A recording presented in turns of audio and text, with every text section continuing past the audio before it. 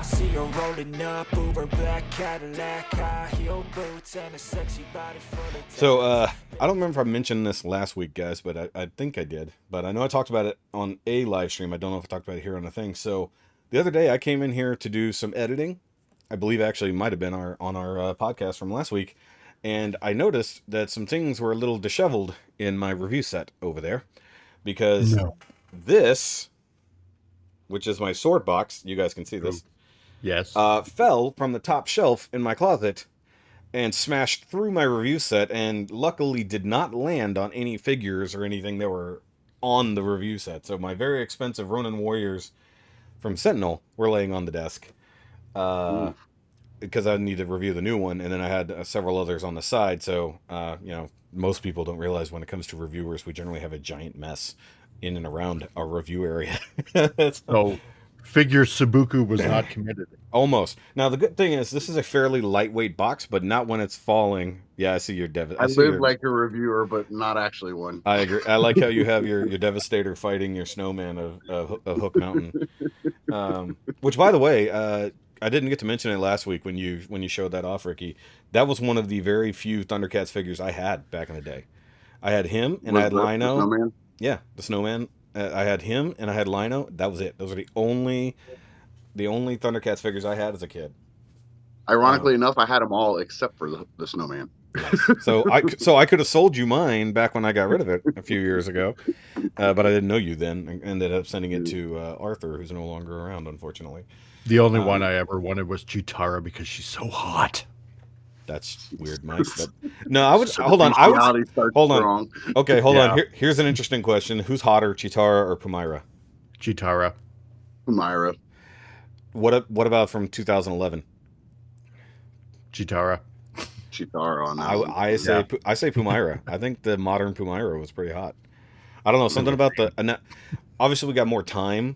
We got more time with Chitara, so it makes more sense. But something about Pumaira's like white and brown hair just kind of. You know what it is? It's because back in the 80s, it's like her suit essentially was the same color as her skin, or fur, I don't know which almost made it look like she was naked. Yeah. Hold on. Fun story about just that problem. I got a community strike on YouTube for my Chitara thumbnail. They thought she was naked in the thumbnail. I had to send a letter to YouTube claiming that's a bodysuit. You can see the differentiation between her skin color and that, because she's got a very pale skin color. Essentially, she's not naked. And then they actually, it wasn't really a community strike. They blocked my thumbnail. I did not know they would block thumbnails, like, only. Because I was like, why the fuck is my thumbnail different? It's like, because it was like my my universal thumbnail thing, which is just my logo. So I was like, what the hell happened here? And it had already been live for like 2 days. So I was like, what? And then I saw that I had that thing. So that's a weird Big Brother was super bored that day. Well, yeah, exactly. I mean, they do have the community standards. They don't want new. I mean, boobs in the thumbnail has always been a YouTube thing, but not in the literal sense. Oh! Be careful! You can't say boobs. You can say boobs. You can say mammary glands. Bullshit! It's tits. But apparently YouTube is cracking down on boobs now. Saying the word. Apparently. Oh, they're full of shit. I think control that. YouTube is a bunch of boobs. I think they're a bunch of boobs. Yes. Well, yeah. In the old sense of the word, yes. YouTube demonetize our non-monetized fucking podcast. Eat my ass. Cool. How about this? Why don't we remove boob reviewers from thumbnail system, because that's the only thing that sells their videos, is the fact that their boobs are in the thumbnail and they're wearing low-cut tops or whatever, or they're putting the toys in their freaking cleavage. Yeah. That's allowed, but we can't say the word boobs. Boobs. Welcome to 2022. Dude, no, that was a problem in 2016. Are you kidding me? Like one of the top female Gundam reviewers or Gunpla reviewers. Yeah. She's terrible at the job. Absolutely terrible. But she got big tits. But she got no, boobs. she doesn't. She just wears low-cut tops. But the thing, depending on the thumbnail, will give her however many hundreds of thousands of views. But she's a terrible. If you can go through her, I'm not going to call her out by name. I'll tell you guys later, but not here. I won't say it.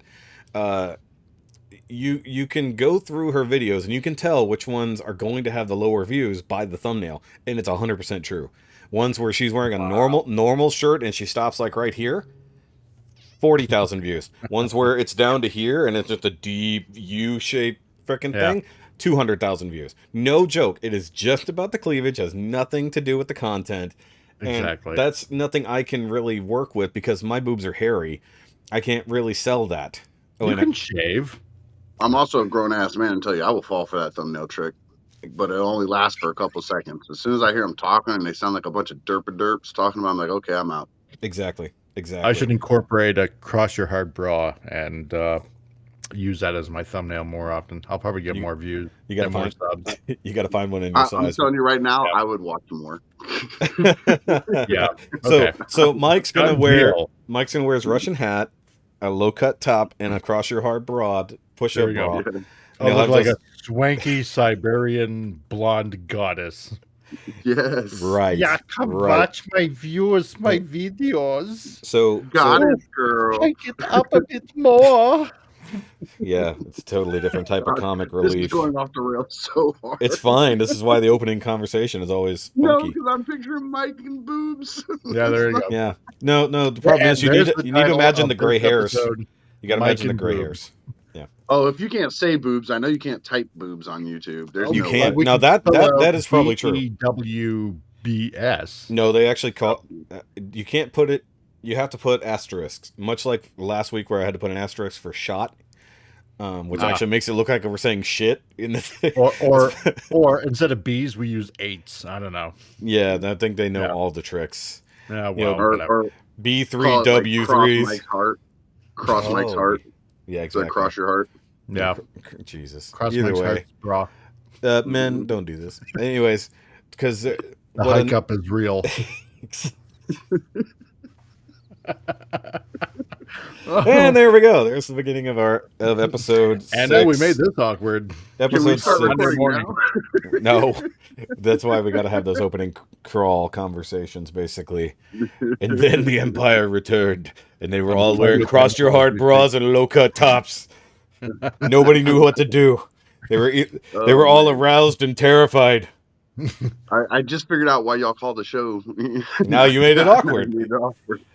Well, actually, if you go back to Mike and I's first live stream together, that's where the title technically came from, and discussions thereafter.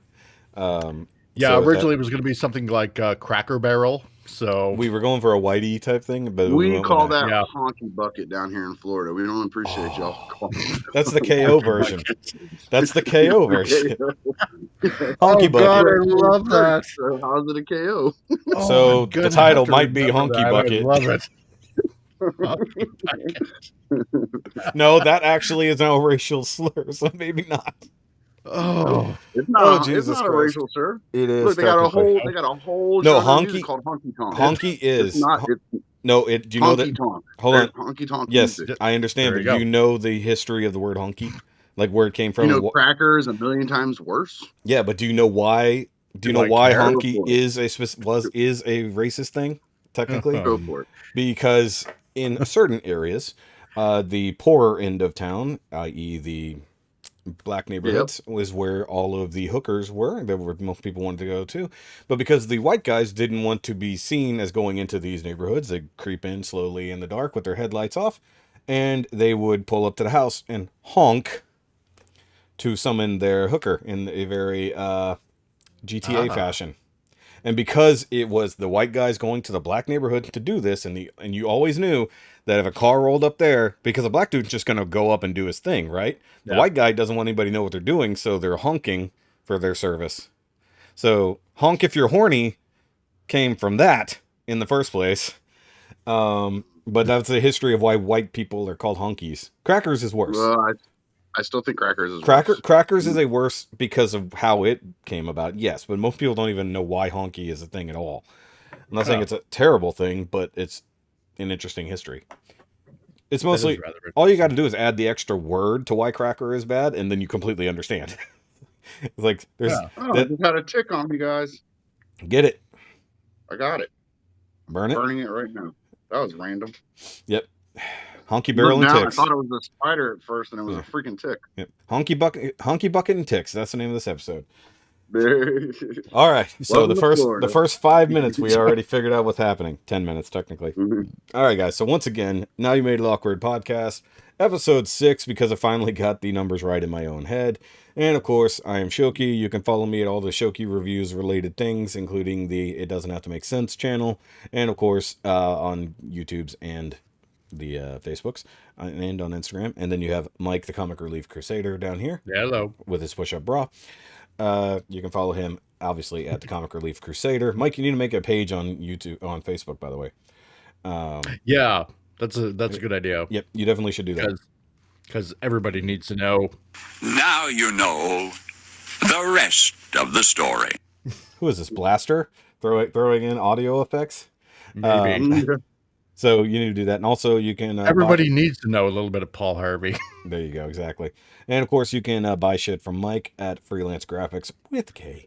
All these links are in the description down below. And over here we have our newest member, Ricky. What's going on, everybody? He does things from Florida. That's pretty much it. That's it. I do stuff and things. Since he doesn't want promotion anymore. I didn't say I don't want promotion. Okay, at so all. he is the vestigial limb of Nerd Rage Radio, putting together promos for them. He does a good job. Let him know he does a good job if you're a fan of Nerd Rage Radio. Also, always shout out to the Nerd Rage crew. Always shout them out. And to everyone in the Cool Table Network that we are technically a part of. I mean, technically, we're officially part of it now. Yeah, I knew I'd make it, Mom. Look at me. Ricky, by technical reasons, is somehow part of a Cool Table Network of podcasts. Isn't that great? Now you're officially part of the Cool Table because of me.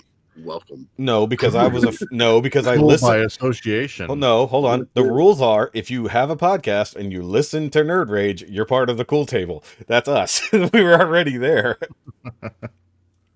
Cool Table adjacent. Now you're definitely at the Cool Table.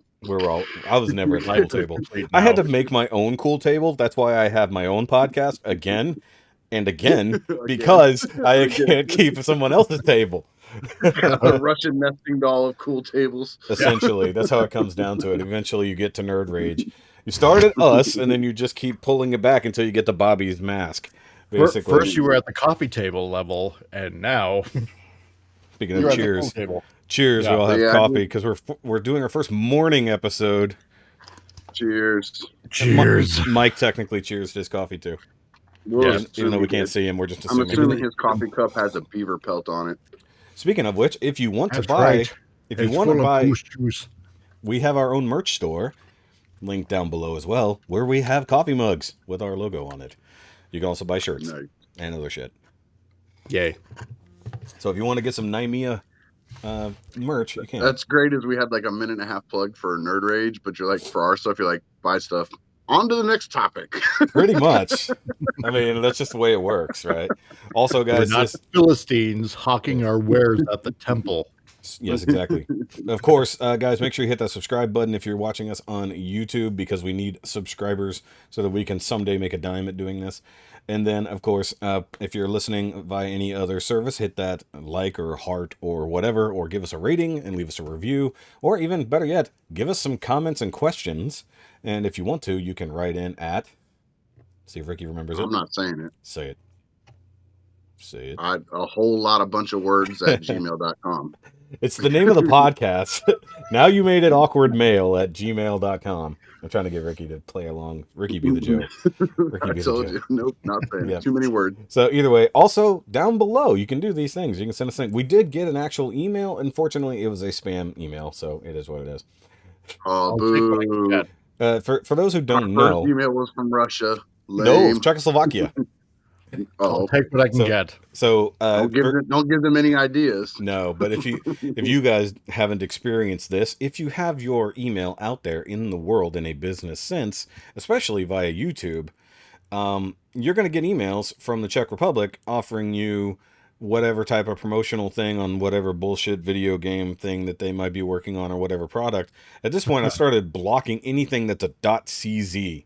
I was like, these are all bullshit. These are all fake. Hello, I am Czechoslovakian prince, and my nana has died but left me about $7 million. It's not like that. Sorry, 7 million rubles. It's not even that. Well, they're euros now anyway. Give me name and address, and I will deliver to you directly to your home. No, the worst part is that they're offering to pay us money to promote the whatever thing they stole and claimed it as their own. Most of the time they're fake anyways. They just want your bank account info, so they will send you money.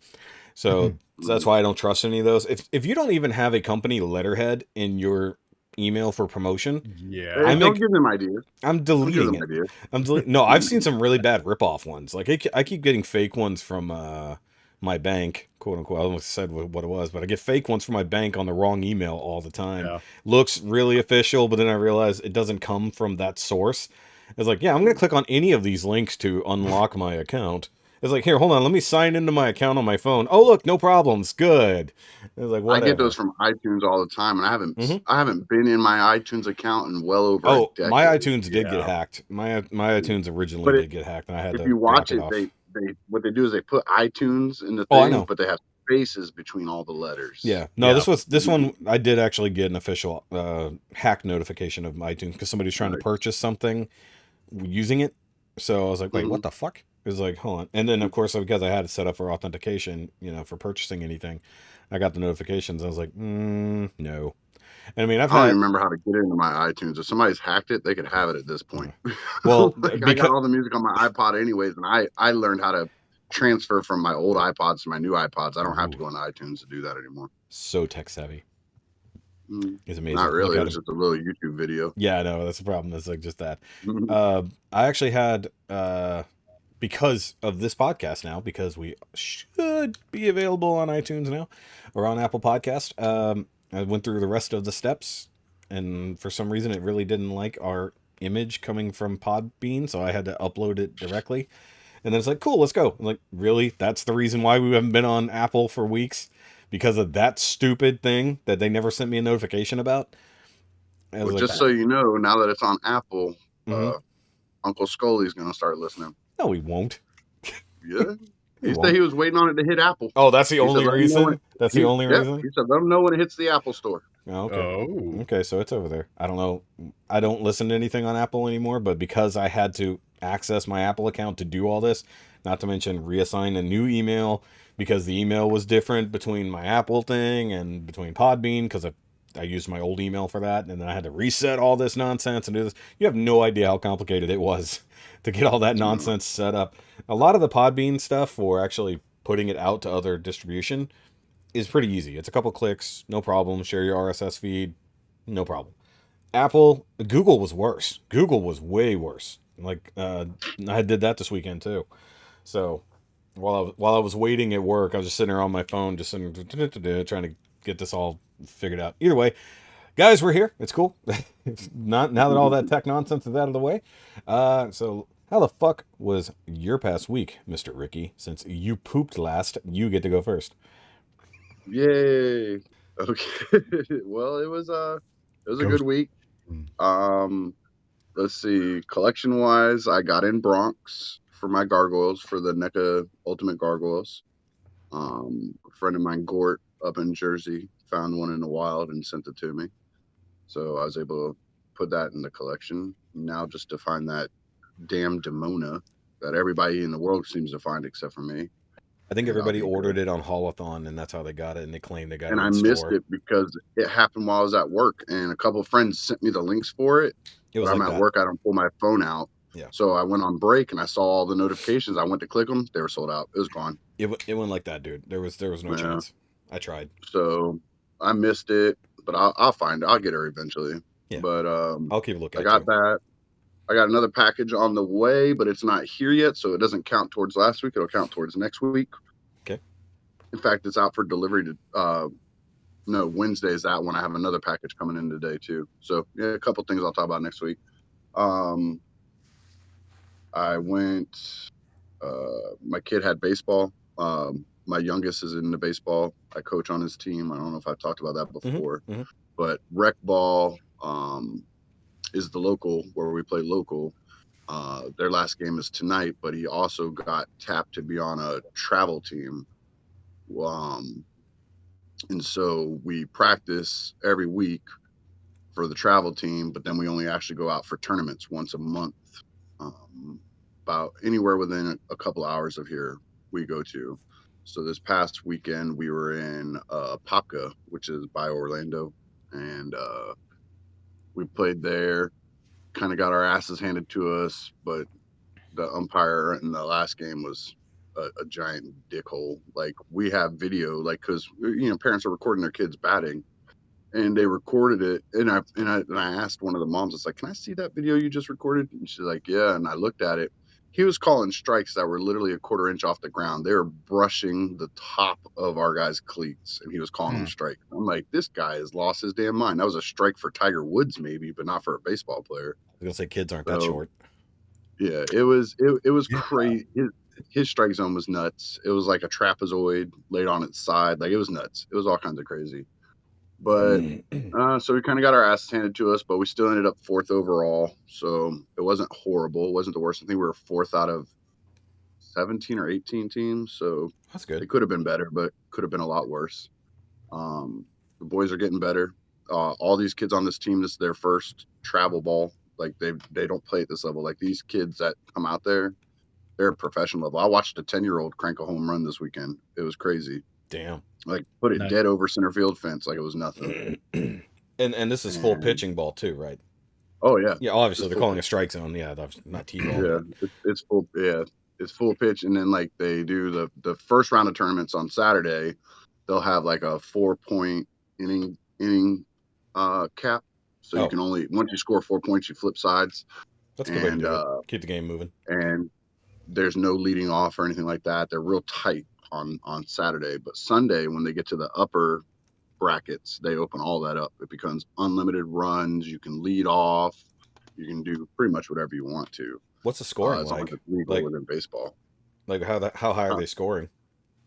Our last game was 15-9. Oh wow! And then that's better. The some team major that league. actually, the team that actually beat us the game before us, they lost 22-6. Like, they got their asses handed to them. And they just took it out on us, man. It's bad. Yeah, but it comes down to, at that point, those scores like that, it's lots of walking. It's walks and then errors that get that. These aren't like kids that are just cranking the ball all the time. Yeah. Although that last team we played, I do got to say they had some pretty hot bats. Like, their first 6 batters connected every time. Like, they didn't miss. Walking is T-ball with more steps. Yeah, but it was fun. The boys are getting better. Like, they're constantly becoming better at what they're doing, listening better, doing their drills. We got a couple good double plays, including a 5-4-3, which is really good, and which is it. In people who don't understand baseball, 5-4-3 is a third to second for an out, and then the second flipped it to first for the second out. Because the positions are numbered, so pitcher's 1, catcher's 2, first is 3, second is 4. So 5-4-3 is a really big double play. Usually double plays are shortstop to second and then first, or straight second to first. So it was a good play. The kids were they're on. It's just these other kids are more on because they've been doing it more on. But these other kids are just more turned up because they're doing it. Like, they're sub-professional. Like, they have these other teams. Some of these people pay $2,000 a year for these kids to go out and play baseball. Camp, I mean, stuff like that. Yeah, they have like top tier everything. Like, they practice constantly. That's all they do is this. So we're actually coming to end of rec ball. Like I said, tonight's our last game, and then we're gonna flip over to full tournament too, and just focus just on that, because the gameplay level is higher there, and our kids, having never done it before, we've gotten 3rd in tournaments, 4th in tournaments. I mean, so they're already doing good without that level of speed and experience, I guess would be the word I'm looking for. So we figure if we flip them over into it and just have them going constant, just that, then they can just go up from there. because then they'll be more used to it. Because going back to rec ball, it's crazy. It's the level of difference. Like these kids in the tournament, the 9-year-olds are pitching 50 and 60 mile per hour fastballs. Damn. And then you go back over to rec ball and they're like 30 miles per hour. So our guys, like, it's crazy. They're so used to that ball getting there. They're swinging early. 10 feet before the ball is even over the plate. Yeah. Like, swinging way crazy. Early. Yeah. Way early. It's nuts. And they're either pushing everything out of bounds or they're just striking out because they swing too early. Mm-hmm. And so we want to get them just on a one steady thing. It's hard to flip back and forth. It'd be like waking up and driving a stick and then halfway through your shift switching over to an automatic and then flipping back to a stick afterwards. You could do it. It's just you got to get used to it. I do that every day. Yeah, because I drive a stick, but then I have an automatic at work. But then every now and then I'll get a stick at work. You know, it's weird. Gotcha. So we did that. That was fun. Watched some TV. I guess we're going to talk about that in a little while. Some of the shows we watched. Some movies. Well, I was like, you want me to start into them? Well, you can tell us the things you watch, and we'll go into the full discussion later. Yeah. So, I have to pre-watch them. I'm not like a super zealot about letting my kids watch stuff, but I don't just let them watch any old thing. Like one of my things is I'm okay with them. Like, let's just use video games as a reference. I'll let them watch me play Halo, and now they're wanting to play it, and I'm okay with that. But I don't let them watch me play Arkham series.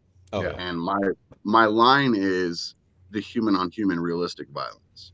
Yeah. Okay. You're being a responsible parent. Yeah, my kid. Hey, watch your mouth. Don't be calling me names.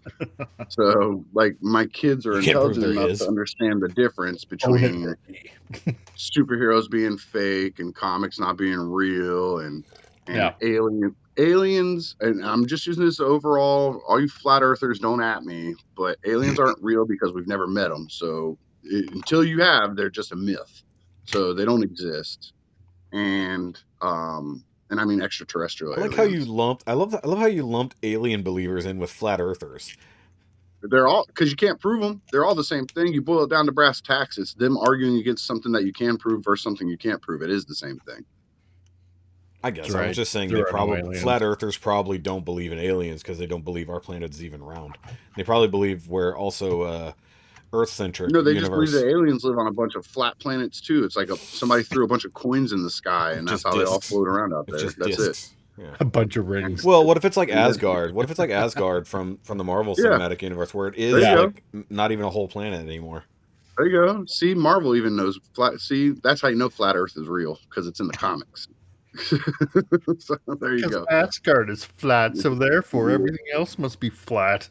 Yeah. So I was going to go into something. I'll leave it. I'm a little more open on them watching like the Halo show. So that's what I was getting to, is I've been letting them watch the Halo show, but I pre-watch it just to check to see what they're doing with it. So there's a couple times I've told them the rules. If I tell you close your eyes, you close your eyes, and if you open them, then we're just done with Halo. You don't get to watch anymore. There's a couple scenes that were a little like are we allowed to talk about the show in depth? Yeah, okay, we can talk about so like in the very first episode, the resistance leader gets killed right in front of his daughter. Yeah. Sword through the body. Yeah. By the way, I watched episode 1. I did watch episode 1. I was like, that's a no-go. So I had them close their eyes for that. And in the second episode, it shows the new, I guess by title, he's a resistance leader, but he's trying to get in bed with the UNSC. Burn Gorman. And he literally just starts killing captured soldiers. Yeah. Like he's just walking down the line, shooting them in the head, and the camera is right there. You see the spray and everything. So I was like, nope, they're closing their eyes for that part too. Yep. And then you got some side boobage from the blonde-haired girl. So I was like, nope, none of that, because they're both hitting puberty, and I don't want to know what they're doing in the showers for 35 minutes. Is this this an episode 2 or episode 3? Okay, because episode 3 came out this past week, right? Yeah, and episode 3, I told him up front, I was like, there's nothing bad that you can't see, but I am going to forewarn you that you're going to see Master Chief's butt. So if you don't want to see it, I heard about that. The ass of Chief. I was like, you'll know when it's coming. You'll see his back. You'll see the whole setup. Aster Chief. Aster Chief. First of all, why is he naked? Oh, it's flashback, right? It's flashback to whenever he and... No, because it's not. it's modern time. Oh, okay. Yeah, he's trying to remove the inhibitor chip that they have embedded in him, and it's in his lower back. Yeah. Oh. So he's just standing there trying to cut it out. I mean, it's nothing horrible. You just no, but I'm just saying, I wanted another reason. Yeah. Yeah, he's in the bathroom trying to pull out the inhibitor chip. I bet he's trying to pull out the inhibitor chip. So he could feel. Not as fun as it sounds. Did he need a probe to do it? No, he had Cortana there talking him through it. Oh. Which Cortana? The fake that's a big spoiler, so that you know now. They actually have brought out the blue digital Cortana in the 3rd episode. They explain how she was created and what she is, and she starts showing up now. Yeah, because I saw that. We saw her in the teasers. We saw that version, but not the clone thing that Halsey was making. Well, they explain how that gets from that to that. Yeah. Okay. It's different. Cortana isn't just an AI system there to help the Spartans. Of course she's actually an AI. I guess General. AI. She's Halsey's brain. She's the clone of Halsey's brain. The clone that you saw. Yeah. They literally stick a needle in its eye and suck its AI brain power out through the needle and then inject it into Master Chief's brain.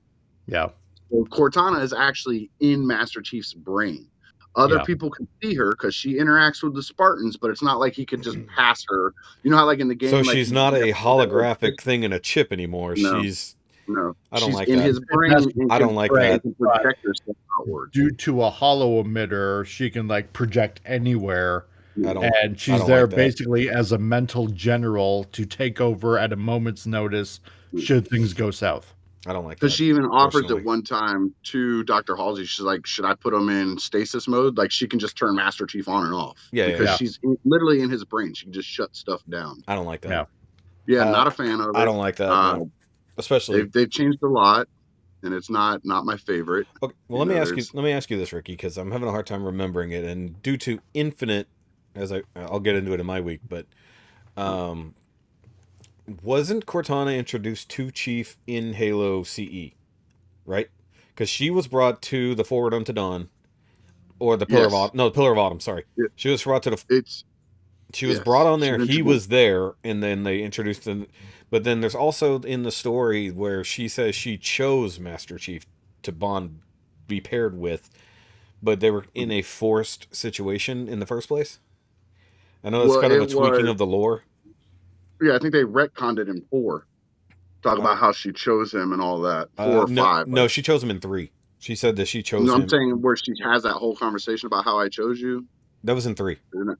That was in 3? Yeah. Okay. The initial discussion, do you know why I chose you over other Spartans, was in the intro to 3 when he was crashing to the planet. Yeah.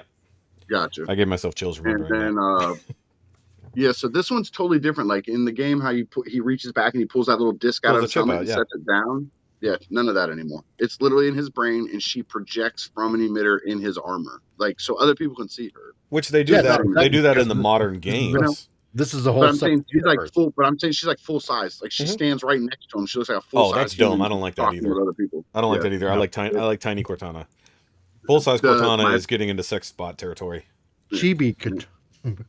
Yeah, my favorite part about Cortana is the fact that they brought Jen Taylor back for her. She does the physical body acting, and she is the voice of the Cortana hologram. I love that they did that, and I was happy with that. But then, that's the only thing they've done right with it. But is it her on screen, or is that somebody else? It's a CGI. No, it's CGI, but it's her. She's mocapped. Oh no, I know that, but I mean, like the actual image of Cortana is not Jen Taylor. It's something else. It does not look like Halsey. Okay. Her face looks like Taylor. Got it. Yeah. Got it. So it's a CGI. She looks a lot like Cortana in, was it 4? 4 was the one where it looked like she was more wearing a military uniform. Well, no. Where she looked like she was more wearing a military uniform. Which one was that? She started, because she always had her weird, almost just kind of weird stripey design. Not like she's wearing clothes. Her image didn't start until she started getting corrupted in 4 or 5, and that's when she adopted the newer one where look. She has it looks like a military uniform kind of. That's what she looks like in the show. She looks like she's wearing a dress blues. Is what Because she looks like. I thought that was only a thing when they brought in the weapon, as it were.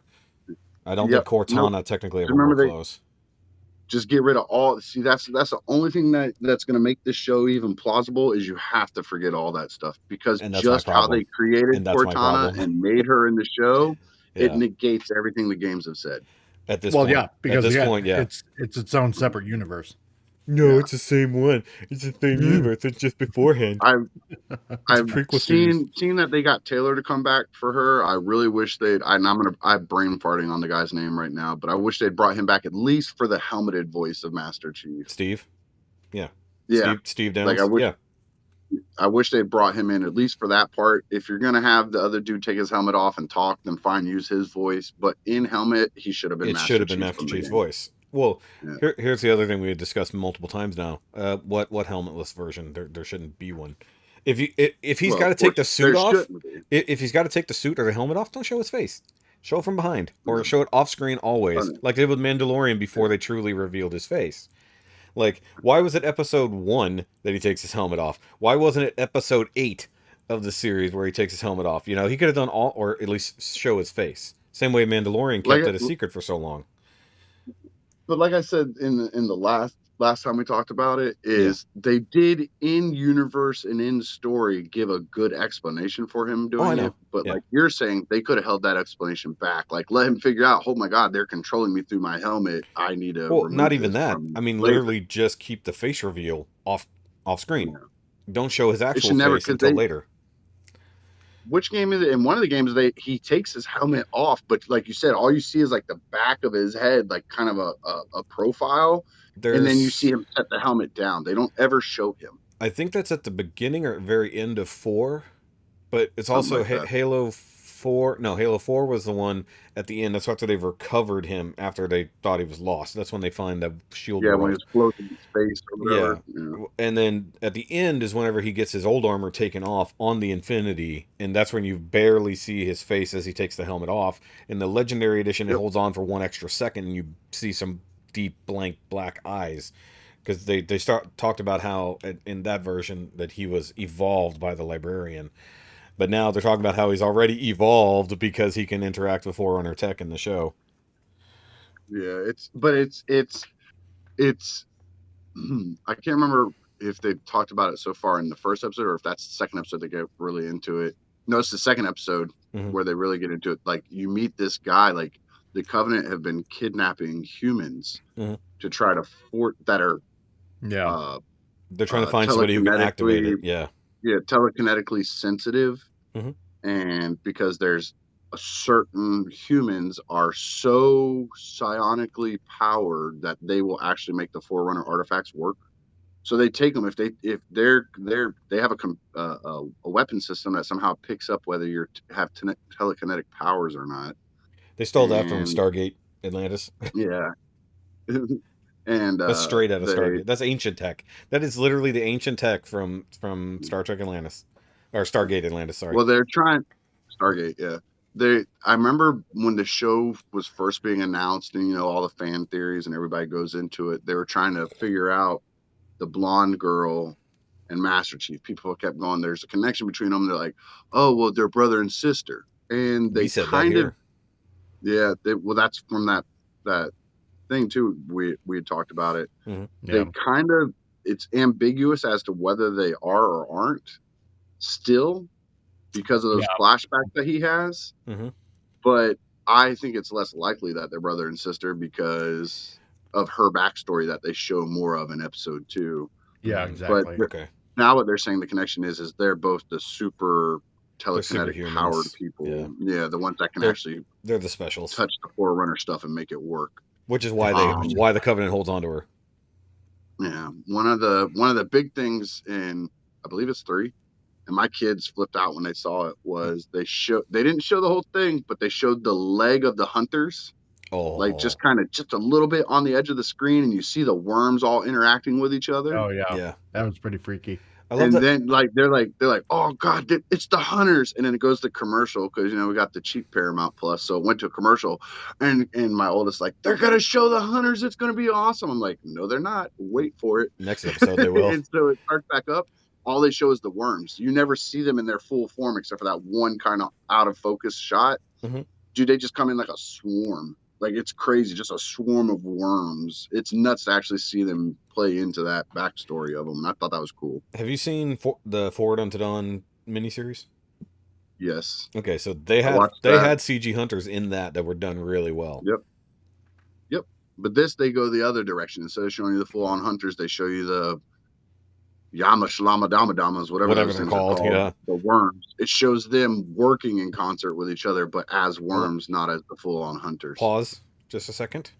I have confirmation. We are now available on Apple Podcast. Nice. Just got the notification. Just got the notification. Very good. Yep. Awesome that job. was probably what you heard earlier. What? Because I subscribed to it and just for some odd reason automatically played. Oh. Wait, no, it wouldn't. No, because it wouldn't have played what we're talking about because we're not live. Yeah, weird. Either way, but no, it does say currently right now that. Well, actually, from 10 minutes ago, we're available. It said we are now available on. Nice. Thank you, Apple, for approving us. Finally letting us through. Thanks, Steve Jobs. Subscribe on Apple, please. And rate Give us a 17-star review or however that works because I don't use Apple products. I think it's 5. I think it's 5 stars. Okay. How I give Sounds lame. Sounds like something Apple would do. Lame. Yeah, exactly. 5 stars. 11's better. Uh-oh. What is? Yeah, okay. Oh, there's Mike showing us. It's on there. And Mike's clicking his camera off and on. Yep, it's going to mess up the whole podcast, Mike. This time it didn't. This time it actually didn't cause any issues. It just made everything shift around. Nice. I think it's because you turned off your virus scan. We'll be good this time. Yep. In theory. But so yeah, we watched Halo. Kids really liked it. I tried to tell them, like, because the very first episode you had that whole opening with the Covenant coming in on the Resistance fighters and all that. I tried to tell them, like, that's really the most action-packed part of this series so far. Everything else is a lot of talking and a lot of politics and a lot of military jargon and stuff. And they're like, that's cool. We'll watch through it. They're enjoying it. I'm enjoying that they're enjoying it. I try to look at it the way they look at it, and that makes me enjoy it a little more. I have to shut off the I know about Halo part of my brain. Yeah, right. I can't do that. Some minutes later. Well, then, fuck y'all. I'll turn mine off, too. I want y'all motherfuckers looking at me. Y'all look at Skeletor's nutsack. Good thing we're recording again. Yeah. Oh, we are? So, yeah, now Boobs. we are. Yeah. Boobs. All right, so once again, technical issues for some strange reason. Discord shut down on me. I don't know what the hell happened. So, Ricky, go ahead and continue either where you left off, or if you don't feel like talking about that again, you can. Okay, we'll just move past it. We were talking about Halo. My kids liked it. I'm enjoying it as a sci-fi show. Hate it as a Halo show. And we'll just move past that. The other thing my wife and I are watching is Moon Knight. Yes, we saw the second episode this week. Yes, so did we. I loved seeing Mr. Knight. I loved it. Do we want to go ahead and just get the Moon Knight discussion out of the way then? I mean, are you on board? You said talk about what I did this week. If we're gonna do that, then y'all need to talk about Halo. What you think about it? Well, I don't really have that much to think about it, but you know, I watched the first episode. I'm just waiting for my turn. No, it's fine. Well, I'm saying like jump in. If Mike watched Moon Knight, we might as well just go ahead and discuss it since we all did. Yeah, I mean, you know, it's not like I did much this past week anyway. Yeah. Okay, well let's go ahead and just knock out the Moon Knight discussion then, since we're here. Sure. I enjoyed it. Okay, thought it was pretty cool. I think they're heading in the right direction. They're checking all the correct boxes. They've changed some things, but nothing drastically like Halo has. I love Oscar Isaac as an actor. I think he's doing a great job playing those multiple parts. Agreed. I love the cinematography of it. The story's still pretty cool.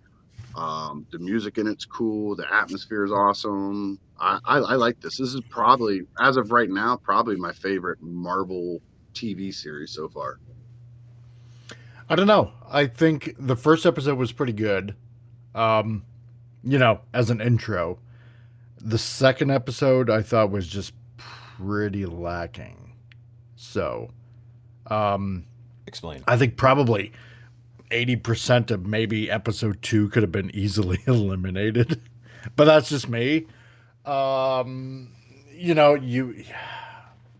episode 1 was good. You're establishing obviously who the character is, and he has like schizo moments, so to speak.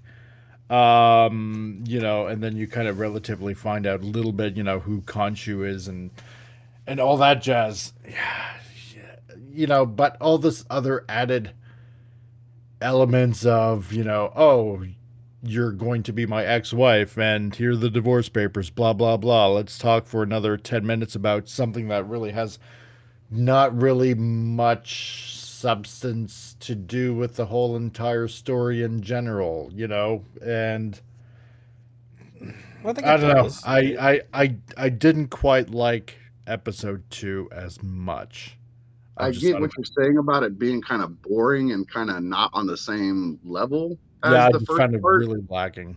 But it really helps fill out the character because it shows the juxtaposition of what this guy, like, could you imagine waking up tomorrow and finding out that not only are you not who you say you are, but you're married, you're from a whole nother country, and not only were you married, but your marriage is falling apart and you're getting divorced. So there's this whole life that he knows nothing about. I get that. Building that character. I'm just saying that, going on for like at least maybe a half an hour into all of this seems a bit much. We just spent almost an hour talking about Halo. Could you imagine how long you'd be talking about a whole life you didn't know about? I think 30 minutes is actually pretty short. I'd still be like not knowing what to do for the first hour of the conversation. Yeah, but the thing is, this is a 6-episode series, and we're already on episode 2. Mm-hmm. So, and I don't know. I'm just thinking that this is just going to be like some of the other Marvel shows where it's like mostly talk, and hunting around for the MacGuffin, whatever it is, and then the last half of the last episode, you're finally going to actually see some action. So I don't want that. I want more. But then so you're talking difference between a long form TV show and a movie. You want a movie. You want the 2.5 hours, boom, give us all of it and be done with it. Well, I mean, you think about it, 6 episodes, sure, maybe, roughly close to 6 hours of runtime. Mm-hmm. You put it all together. Damn, you better make this as, action-y as possible. Well, I'm going to counter that with let's talk Star Wars. Just take episodes 4 and 5 because that's the one everybody has seen that's watched Star Wars. And think about how little action is actually in that 6 hours of movie watching. There's not that much. You have a lot of story to cramp in there as well. Well, yeah. So I suppose it kind of negated what I was saying anyway. Yeah, but exactly. I don't know. I'm thinking for a Marvel show, it's just not really as much substance as I'm wanting. Well, right. I think that's your problem, not the show's problem, though. Because that's what I'm saying. You want a Marvel movie. This is a Marvel show. As far as just comparison to other Marvel shows, this is probably one of the most action-packed. Right off the bat. Like look how slow Loki was, and that ended up being a great show with a great story that had lots of consequences, and that shit was slow. True, I will give it that, right? But it's also not WandaVision's deep dive into the psyche and how broken people deal with things. But this one, episode 1 was all about the mystery. Episode 2 is all about the exposition behind said mystery. This was an exposition dump from like minute 2 to like minute 35. It was all exposition with a little bit of action. And then in the end, where he's at the point where he's like, okay, I've got to do something. I don't want to give up my body, but I need to be able to fight back. And they're doing the whole summon the suit thing. And Steven, having no concept of what he's doing, he turns into Mr. Knight by chance. And then starts fighting back with some of the powers. But the idea, I think the second episode introduced a lot of interesting things that the first episode we made assumptions on. So the idea that no one else can see the jackals. So he doesn't know if it's real or not. That's a great concept until someone else proves it. It's finding a little bit annoying to a certain degree. To a certain degree, not completely, but why? Because like even throughout the episode when they made it known that he was the only one who could see him, you still have that question of, well, then does that mean it truly exists? Is it really just all in his fucking head, and these people are watching him marionette his way around the road by himself? And you think that all the way up until you start seeing the destructions being made by the jackal, and then you're like, oh shit, it is real, but he's the only one who can see it. See, that was one thing about it. I was watching a review thing about it on New Rockstars this morning, and there is one tiny bit of evidence to show that the jackal was chasing him through the museum, and that is like a weird flicker on the camera. Like, and it's timed exactly to where the jackal ran into the wall chasing him. So the thing is, the jackal didn't hit anything or knock anything over until they got to the bathroom, where if the camera footage had caught it from the right angle, it would see that the door is thrown open by the jackal from the outside, not the inside. Right. So, but that was not part of the footage, conveniently. So, but but the idea that nobody knows if it's real or not, and the fact that he is still very confused as to what's happening at all. Not to mention, if you go back to episode 1, when he's in the bathroom having the conversation with Mark in the mirrors, when he transforms, there's no reflection in the mirrors at all. Like, he's not reflected, period, in the mirrors. So I think they're handling that very well too, because it's a hard thing. Like in the comics, those would be word bubbles. Yes. You know, him talking to himself. But I love how they're using the reflective surfaces to show him having those conversations. Yeah, you would just see different colored or different text word bubbles above their head, especially when there's two voices in his head, whether it's Mark or Khonshu. And I like that Khonshu's voice is booming, like, and all-encompassing, and you can't avoid it. It's not like where Mark sounds like just a person talking to you in a conversation. Khonshu is like everything sound-wise. Yeah. And the fact that he's very, very annoyed by Steven is hilarious. You know, calls him the idiot. The idiot is taking over again. It's like, and so I saw some people didn't like the car chase scene from the first episode. I was like, that was great, because he's flashing in and out, waking up in a more extreme circumstance. It's like, now we're going backwards down the hill. Everything is shot to hell, and the guy's dead next to me. What is going on? Could you imagine, dude? Like, this guy is holding it together a lot better than I thought I would. Because he doesn't know if it's real. That's the crazy part. He's driving a car. He has an instantaneous blackout, pops in his mind instantaneously. He pops right back, and all of a sudden the window screen's gone. There's a dead body here. The other vehicles are exploding. Like what in the literal? I would lose my shit. And he's pretty much holding it together. Well, the other thing. I laughed really hard at there was a quick throwaway line he has in there, because he's a vegan. This version of him is a vegan. Steak. Throwaway line. He's like, that's what I get for eating one piece of steak or some crap. Exactly. Yes. He thought he was going crazy because he ate steak. Yeah. And one thing that exactly. But like, I get that the second episode is a little different because they have to back off the craziness of the first episode. And because it's supposed to be like his recovery, like, okay, was that real? And then we're like, okay, so I trashed the bathroom. And then wait, did I trash the bathroom? Was any of this real? And then when Layla shows up looking for him and then technically saves him in that moment, he's like, okay, so now this person is also real. So that means whatever she's talking to me about is also real. So what the hell is going on? And then she can't believe that he's not Mark. It's like, why are you talking about this accent? Where have you been all this time? What the hell is going on? But she knows everything about Moon Knight. She knows about Mark and everything he's done. She's been helping him. She's his cohort. And he doesn't have a fucking clue who she is. And the whole time, Mark's like, kick her out of here. Fucking shut her up. Do not tell her anything. Do not say her name to these people. Don't give her the scarab. All this kind of shit. And then you find out eventually that by the way, spoilers. We didn't even bother with that. Who cares? Yeah, at this point, if you want to talk about Moon Knight, you want us to talk about Moon Knight. But when he gives her the scarab by chance, and then she goes out the window with it, now she's definitely involved. And we find out it's not because he wants to keep her away from the cult of Ammit. He's trying to keep her away from Khonshu.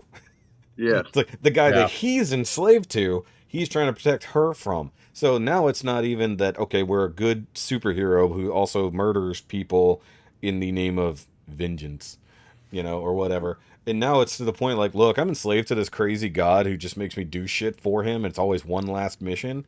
And to the point that the next person he's going to move on to is going to be her.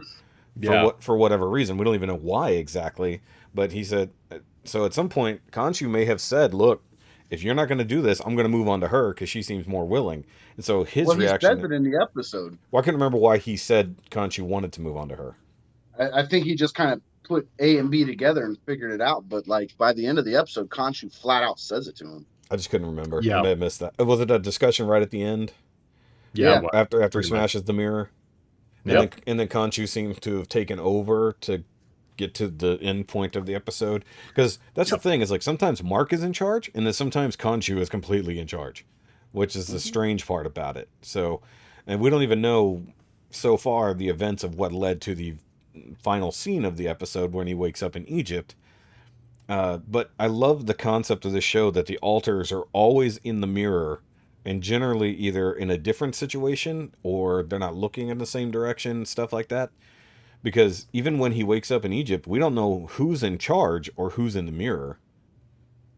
Because usually, but the one thing I'm going by is his body language. Yes. When he's the Mark character, he's usually pretty stands up tall, broad shouldered. You know, his face is determined. Yeah. Whereas when he's the other Grant guy or Steven, I get him mixed up. Steven, yeah. When he's him, he's very hunched over and very he's a loser. Pulled inwards. He looks scared at all times. Oh, remember that's what I'm saying. Remember he's doing when an awesome job acting wise to play both these characters. Remember when he's talking to Mark and he's like, "Don't stand there looking all handsome." Like he's sitting there talking. He's like, "I don't care how handsome you are." It's like, dude, he's literally you. So the only thing he's seeing attractiveness wise between himself and Mark is the confidence. It's the confidence. It has nothing to do with the way he looks. So he doesn't perceive himself as being handsome, but he perceives Mark, who looks identical to him at all points, except for maybe pushing one strand of hair back. It's just all in the face. It's all in how he's doing the thing, you know?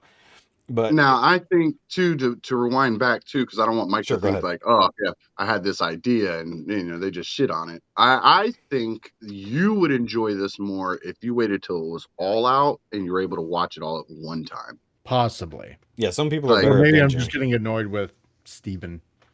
Yeah. Well, I don't think he's going to be around much. I think that's kind of the point is the neurotic, annoying little guy. You're not supposed to. I don't think we're supposed to like.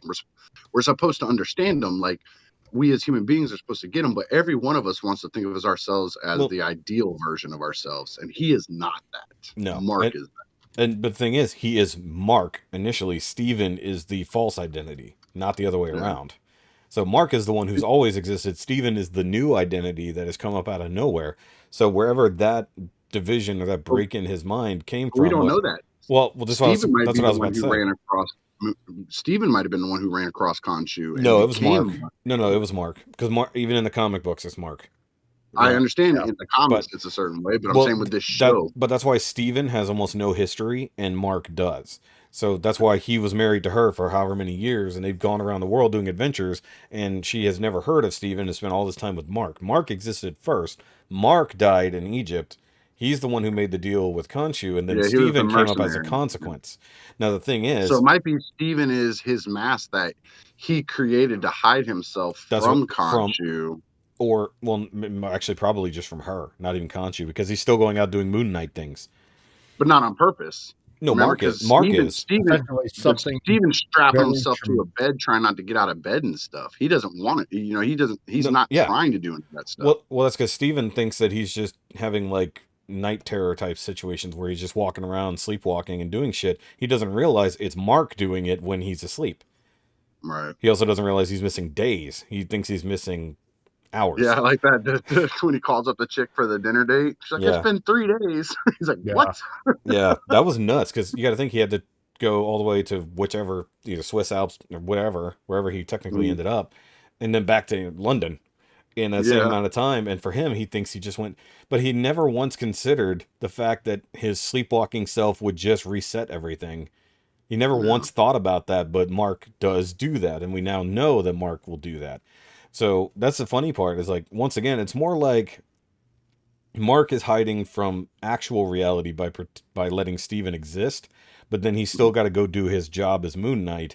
So he takes over when Steven steps out, so to speak, and then he just takes over, does the thing. Steven just thinks he's not sleeping, You know, it's like the fact that he hasn't woke up with any crazy injuries. I don't know if the suit is healing him or something. Because, I mean, like that dislocated jaw being all bloodied up and fighting with Yeah. all those guys, he wakes up No. perfectly fine. So the suit must heal him to some degree. Right. But I love the Well, idea that he must have turned the suit off at some point after the bathroom fight because he's not on camera in the suit. yeah. Which led to the idea that is the suit visible? But then we know from her it is. So I It love that. I absolutely love that is question visible. and answer in this episode. Yeah. I so I'm interested to, in a month for us when we're When talking it's about over, this to yeah. come back to it. Go back and listen to these as we've watched them episode by episode. Like you hear Mike's version of how he's thinking of it episode by episode and our version of it. And then after it's all said and done, all it's just to binge watch the whole thing as one solid and see if we have any different outtakes on it. Rewatch it again. Because I think Mike's gonna like it as long as the show does what it's supposed to. I think the overall, this is my guess, is that Mike would like the overall more. See, to me, it sounds like, and this is just me talking from my side, Mike. I'm not talking for you. This is my assumptions. Is I think Mike likes superhero movies because you get all of it at one time. You get the start of the story, you get the slow parts, you get the love interest, you get the middle parts of the story where they're trying to figure out where they're going, and you get the end of the story, action, boom, boom, boom, boom, into the movie. And with a show, it stretches that out so long that in a 2-hour movie, that 5 minutes of talking about divorce doesn't mean anything because literally 2 minutes later you were exploding the planet. So I mean, you forget about that real fast. But when it's 10 minutes of a 30-minute episode, it's a very big flashing sign at you. I agree. Yeah. So I want to see when this is all said and done, that's going to be like the not really a challenge, but just something for us to do is go back and watch it all again. That's an interesting comparison. And see what we think differently, because then we can refer back to the old episodes and see if it changed. Yeah. Plus, on top of that, I'm going to go back to the 80s comics and see how it holds up to canon as well. I wouldn't go back to the 80s. I would go, this looks more like this is more modern. Yeah, was it? Well, yeah, no, I know they're taking more modern elements into it, but canon is canon, right? Sure. That's true. And if you're gonna change something that should fundamentally be canon, then I want to know about it. I think let's put it this way: of all the retconning that's going on in a lot of shows and movies and with superheroes and blah blah blah, everything pop culture. There's a lot of crap retconning going on that just God, I hate it. I hate it because they're trying to take something that we have been chewing on for 30 years and are eating a full steak on, and they're trying to grind it back down into baby food to feed normies that have never been into it. Well, that's right. Well, here's one thing that retconning isn't a negative of. It's updating to modern states, modern technology, because some of these things. Some things were limited by the technology of the day, and I don't mean in producing. I mean within the canon, within the world. Whereas now you can have smartphones to help communicate with people. You can have the proper internet to researching stuff like that. You're not having to dig through textbooks. Even though in this one I like that. By the way, I noticed that in Steven's pile of books, he's got stuff about Asgard. He's got stuff about other types of crazy history and stuff like that. So he's going to be up on a lot. But also, I love that, just on a side tangent, just real quick, how some of his interests come from what Mark is. Yeah, that's interesting. Like also, subconsciously, he still gets a guns and ammo magazine, even though he doesn't realize he likes guns and ammo. Or how about the fact that his favorite poet or his favorite poem is Mark's wife's favorite poem? Yeah, he has no reason to like that. So I think at some point, whatever Mark was lacking in personality, in the romantic sense, becomes exactly. So, and I love this question, and this does come out of the comic books: was he broken before Khonshu, and this came up in this episode? Was he broken, and that's how Khonshu came in, or did Khonshu break him to come in? So I don't know if we'll ever get an answer to that, or if it will be like I don't know. Or if they'll leave it vague, or it'll be said both ways, and you'll never know the actual answer. And I'm actually fine with never knowing which way is which, because that kind of like the origin of the Joker. I like having all those different options. I don't need a definitive answer. Or like the Joker movie, where we actually don't know if any of it happened, because the end of it is so strangely he might ambiguous. have been in the house thinking that stuff the whole time. It never actually happened, exactly. And when I saw that at the end of that movie, I was like, that is the best way to frickin' end that. That is like, I caught that, I was like, wait a minute, hold on. It's like, either way, just to get off on that discussion, but no. Either way, I did want to ask you real quick though, Mike, because I don't know if we have ever discussed it. How did you feel about the previous Marvel show with Hawkeye? Was it too slow and annoying, or was it paced okay? I don't know, kind of, yeah. I didn't mind it, probably. Then again, it was around the best time of the year. Yep. But I didn't mind it at all. I think the writing was, fairly well done. Introducing, girl Hawkeye, whatever you want to call her. Kate Bishop. Yeah, Kate Bishop. Kate Bishop. Watch that Moonfall movie. Oh yeah, that's right. Yeah, by the creators, that Emmerich guy, the director Emmerich. No, never heard of him. Never heard of him. Yeah, Roland Emmerich. Never seen anything he's done. 2012, and oh god, yeah, it's. See, I like Emmerich movies because obviously it's a cataclysmic planetary kind of fuckfest, right? But this was just sad. It was really sad. Like sad as in it was a bad movie, or sad as in made you feel your feels? No, just bad movie, kind of. The effects great. Super explaining the science. It's like, okay, yeah, sure, that's plausible, blah, blah, blah. And then they got, this one fringe group, obviously, that's like, oh, the moon must be hollow or it's artificial, blah, blah, blah. And, something's happening with the moon's trajectory. Said fringe group was actually right, the leader of this fringe group.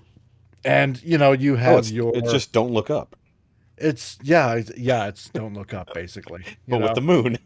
But with the moon. And of course, that's funny. Some sort of weird alien, because it does obviously some foreshadowing at the beginning of the movie, right? A bunch of astronauts, Halle Berry, and... Wait, Halle Berry's in this? Yeah, Halle Berry's in it. Oh, I didn't even know. Do they show her boobs? They show cleavage?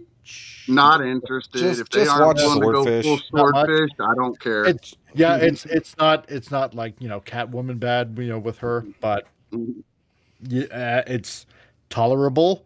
Let's put it that way. Moon is artificial. Basically, aliens built it like billions of years ago. Makes sense. It's Beast Wars. Rogue computer AI is causing the moon to crash into Earth because humans bad. And it's Gurren Lagann. Yeah, basically. Oh wait, no, now it's Gurren Lagann. Okay. But the real important question is the moon flat? No, it's not. It's hollow. It's definitely hollow on the inside. So well, it's not. My Earth is flat, therefore my moon must be flat. I don't have time for the Earth is a donut. It gets into the whole stupid, human panspermia thing. Where AI basically on some sort of far off planet somewheres in the galaxy basically rebelled against humans, and humans seeded Earth and therefore made an artificial moon by this nice benevolent AI. And so it's Halo. Evil AI wants to kill all human beings and therefore crashes the moon into the planet, or tries to. And so it sounds like they gave a bunch of monkeys in a room typewriters and see what they came up with, huh? And then said fringe leader guy. They gave them all mushrooms first. Yeah, and becomes cohabitating with the good AI in the moon, and therefore, we have work to do, which kind of opens it up to a possible sequel. But you just know by watching this movie, there's not going to be a sequel. I'm sorry. Not gonna lie, I still kind of want to watch it. The title, it sounds bad. It's a good dumb movie, basically. It sounds misleading because you said moon fall, and so far the moon hasn't fallen anywhere. Well, no, but the moon, during this whole time is like getting closer and closer, right? They have to stop the moon from falling. So by getting astronaut because of what happened in the beginning of the movie. I don't want to say too much because in case you want to see it, I don't want to give too many spoilers. Don't give too many spoilers. Has to go back up. Called Moon Almost Falls then. Sure. What did they get any oil drillers? No. Is Bruce Willis in this movie? No. Because sadly, Bruce Willis is not going to be in any more movies. No. Yeah. Oh, that last Bruce Willis movie I saw like a few months ago, just so bad. Anyway, that's now we know why. Unfortunately, so, yeah. So quick, just real quick, we'll acknowledge it. Just for those who don't know, Bruce Willis has to retire from acting because he was diagnosed actually years ago with aphasia, which affects your ability to speak and understand language or even function. And apparently for years really now, he's actually been going off an earpiece, being fed lines to talk. Yeah, and you can really see it in the last movie that he was in. It was like it's a really bad B movie. Have you seen the roast? Have you seen his roast from a few years ago? It's very obvious because he can't react. Half the time he doesn't react. He's just sitting there very like you can tell he's being told how to. Yeah, you can tell he's being told what to do. It's a sad thing to think of. Super sad. That this guy, he's especially our age group. He was a huge part of our movie going experience. Dude. To this day, 90s. To this day, one of my favorite movies is Hudson Hawk. So many people don't like it or haven't seen it, but I love. It's a good movie. Everyone likes that movie. I don't know why. It is. And that's how it is. When he was in that TV show, or you don't like it. Yeah, moonlighting, moon falling. Yeah. There we go. Right, we have a topic going on. There you go. So there was that, and then watching that movie, and then watch Sonic 2, and then Pee Hard, which is just bad enough. I don't know why you keep watching that. I don't know. If you know it's that bad. Sonic 2, didn't you see that too, Shoki? Yes, we're gonna get to it in my week because I don't know how much more time we're gonna get. No. Yep. And so trying to finish you saw a vampire movie. The second album cover for this band that I'm doing, for this band in Calgary, this metal band. So that's the one you showed us before they cut the hair. So I'm almost on the second album cover. I got a third one to do, and that was fun. It's like they give you basically a direction to go into the start of the design, right? So it's like, think of Doom, but also think of, the Egyptian underworld, with Anubis and the weighing of the scales, with the heart and the, the feather thing. So, I get to designing. Huh? Is it? Oh, it's Moon Knight. Moon Knight. Yeah, exactly. So that's why kind of in a weird sort of way, Moon Knight kind of helps. But not much. Moon Knight means Halo. Yeah. Give it a Doom feel like we're on Mars. So I started designing the background, because he said, think of Doom, like the video game, right? So I started the background, and then it's like, no. Just get rid of that, and we just want, basically Egyptian hell, right? So I'm almost done that. There's cats Did you everywhere. pixelate it, though? No. 16 bits? Yeah, 16-bit. I should have went in that direction. So really, it's like Doom Eternal is the imagery they want. Yeah, kind of, yeah. But more, hellfire and burning like a fire kind of stuff. So hold on, it's more like take some sort of they want bat out of hell covers. Yeah, kind of, yeah. Yeah, because we've seen the previous stuff you did for him, and it was very much in that vein, in that realm of spookiness. Yeah, it sounds like but this one actually they had to look at it over the weekend, and they're like, this is going to be like one of those timeless covers that everybody's going to talk about. It's like, huh, really? You think so? Okay, cool. So they have to see it first, though. Well, they have seen it so far. No. I mean the public. Yeah, it's like you're talking about a small band. It's like it's gonna be a timeless cover. Exactly right. People are gonna have to see it first, but also nobody cares about album covers anymore because everything's streamed. No, I know, right? Well, they're old, so I'll give them that. So I got one more to do. I forget what it's called. It's called Kraken. It's supposed to be called Kraken. So they want this kind of scene of noise. How should I put it? Not the Kraken, but more like Cthulhu. What was that other one from that Lovecraft? Cthulhu. Cthulhu. Yeah, kind of like that Cthulhu looking at this big monolithic Cthulhu type figure, that oh shit moment, when you're going to be, flattened like a pancake by this monstrous object of a ungodly being from some sort of unknown dimension kind of thing. So it's Lovecraft country. Yeah, they got some good drugs in Calgary. It sounds like, dude. Look, they're just going with all of the metal things that people put in pop culture. Trope and stereotype from the 70s. Yes, every stereotype. That's what it is. They want every metal trope possible, right? Every trope. And it's my job to make it happen. So, basically, all you need to do is take all your graphic needs, come to freelancegraphics.com. That's freelance graphics with a K. So now you get to decide where the K is, because that's the only thing we ever said is freelance graphics with a K. The end. The K at the end. Because it's freelance graphics. Well, you can just put the K wherever. It's fine. It's freelance. They want a skeleton with a mullet with throwing up the devil horns and stuff on it. With hauling a Union Jack flag. Yeah. Who was it that had? I'm gonna add a My Little Pony in there somewhere. Well, I was just thinking you could literally messaging. You could literally just take classic rock and metal covers and just basically Photoshop them together and give them exactly what they want. They wouldn't even know. You're gonna have to have a skeleton warrior flying on a Pegasus across the moon in the background with a rainbow, being chased by a tiger made of lightning. Yes, a liger. A liger. No, ligers. Oh, actually, ligers we just do made exist. the I was about to say they don't. We just made the most epic. What we just discussed was what should be on the side of a black van. Copyright pending, guys. Get off our album cover. Ain't no bum cover. Right. Patent pending. Actually, you know what? Maybe I should make a cover like that and then submit it to them. Do it. And then have them totally panic. Just do it. No. As a side project. Hey guys, I think this is the direction we should go. Yeah. And do that, and then the best part is they're gonna message you back. That's exactly what we wanted, dude. No, even better. Have a silhouette of David Bowie, but only with like the face paint like highlighted in the background. In his old Ziggy Stardust days. Ziggy Stardust, but you can't see most of his face. You just see the makeup, and have that in the background, like the ominous being. And then you have your tiger made of lightning from Ghostbusters. Yes, like Zool. Yeah, and then you have the pyramid with the Ziggy Stardust thing. Yes, yeah. and then you have the pyramid with the obelisk next to it with lightning connecting them, and then you have the tiger shooting forth from that. And I guarantee you, this is what they want. David Bowie. This is what they want. So instead of the demon dogs from Ghostbusters, you insert tigers. Lightning tigers. Lightning tigers.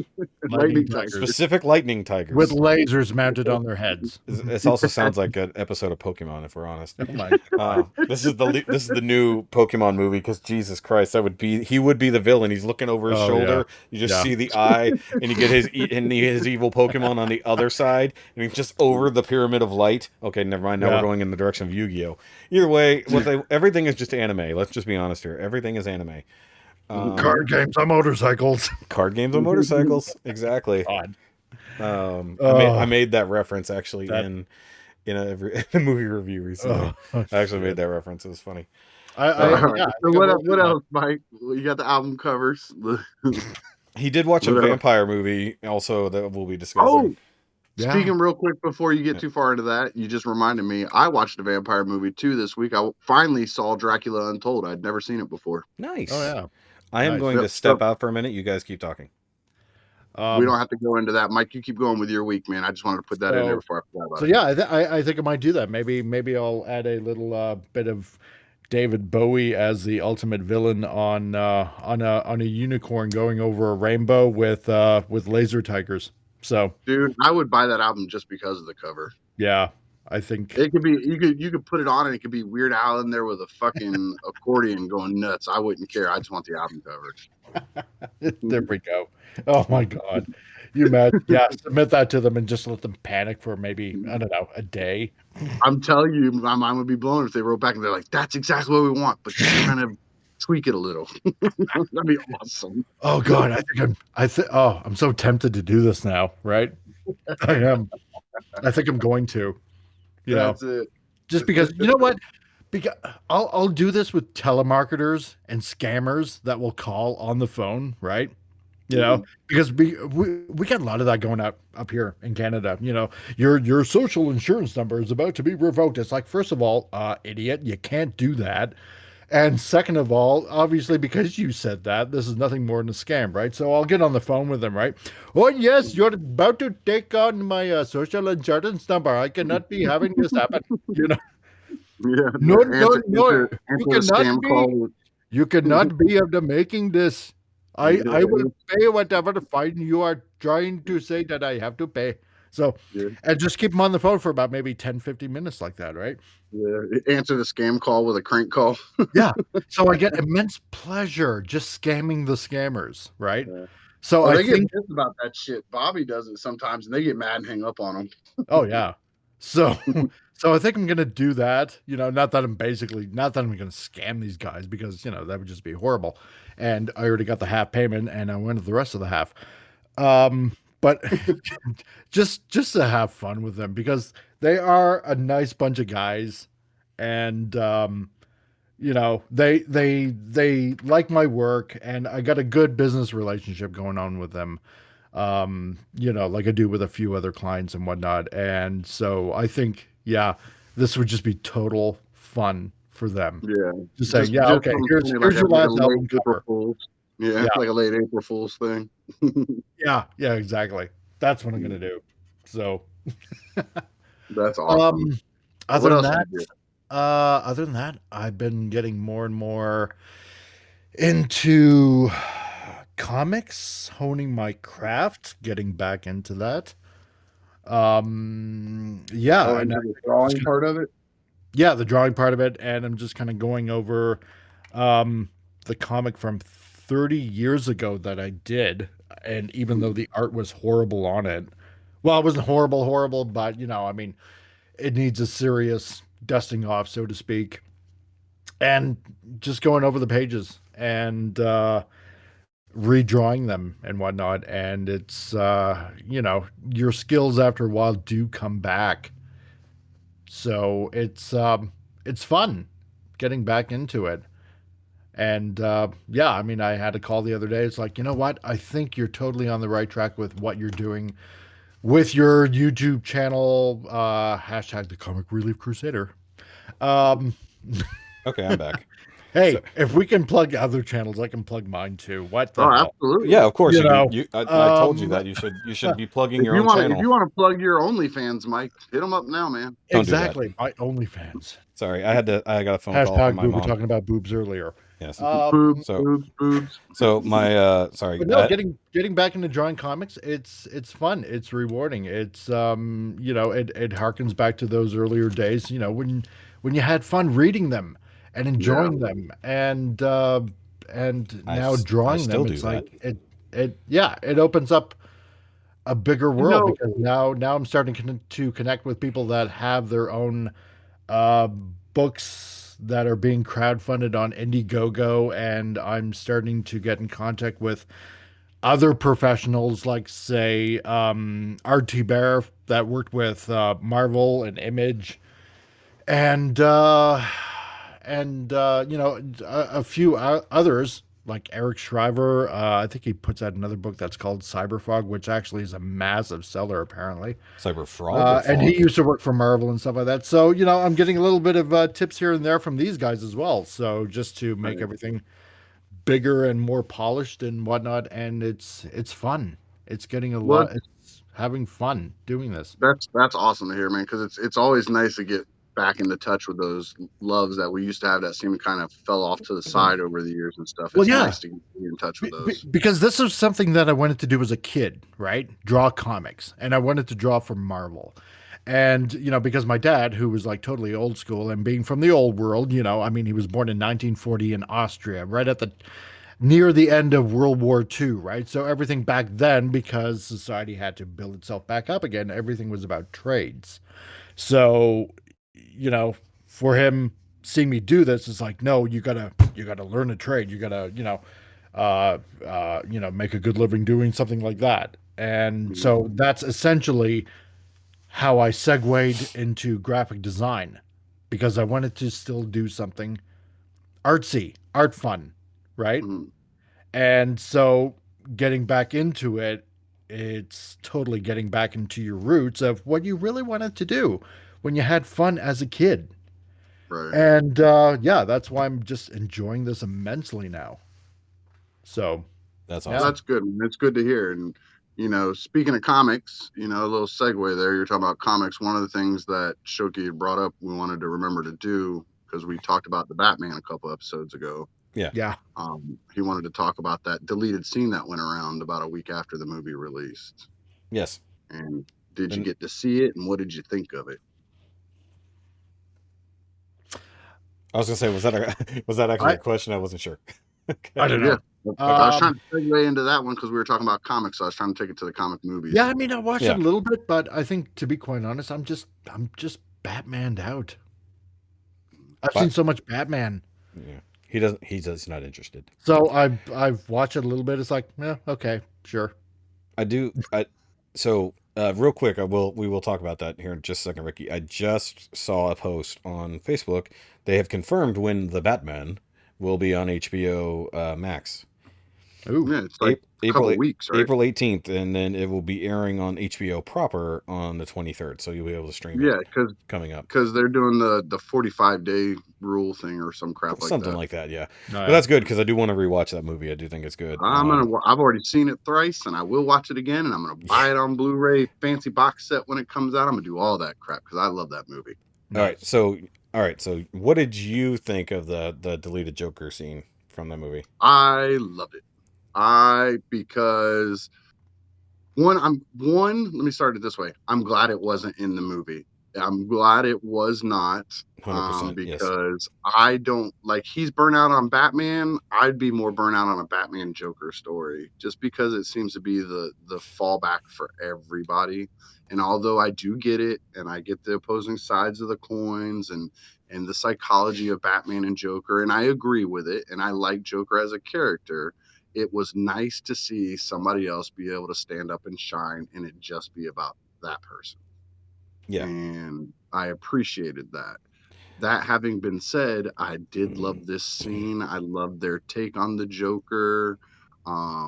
It, to me, because they're grounding this movie in so much reality, like they're trying to make it like this is if the Nolan verse was supposed to be Batman in the real world, this would be Batman in our real world. Like, it's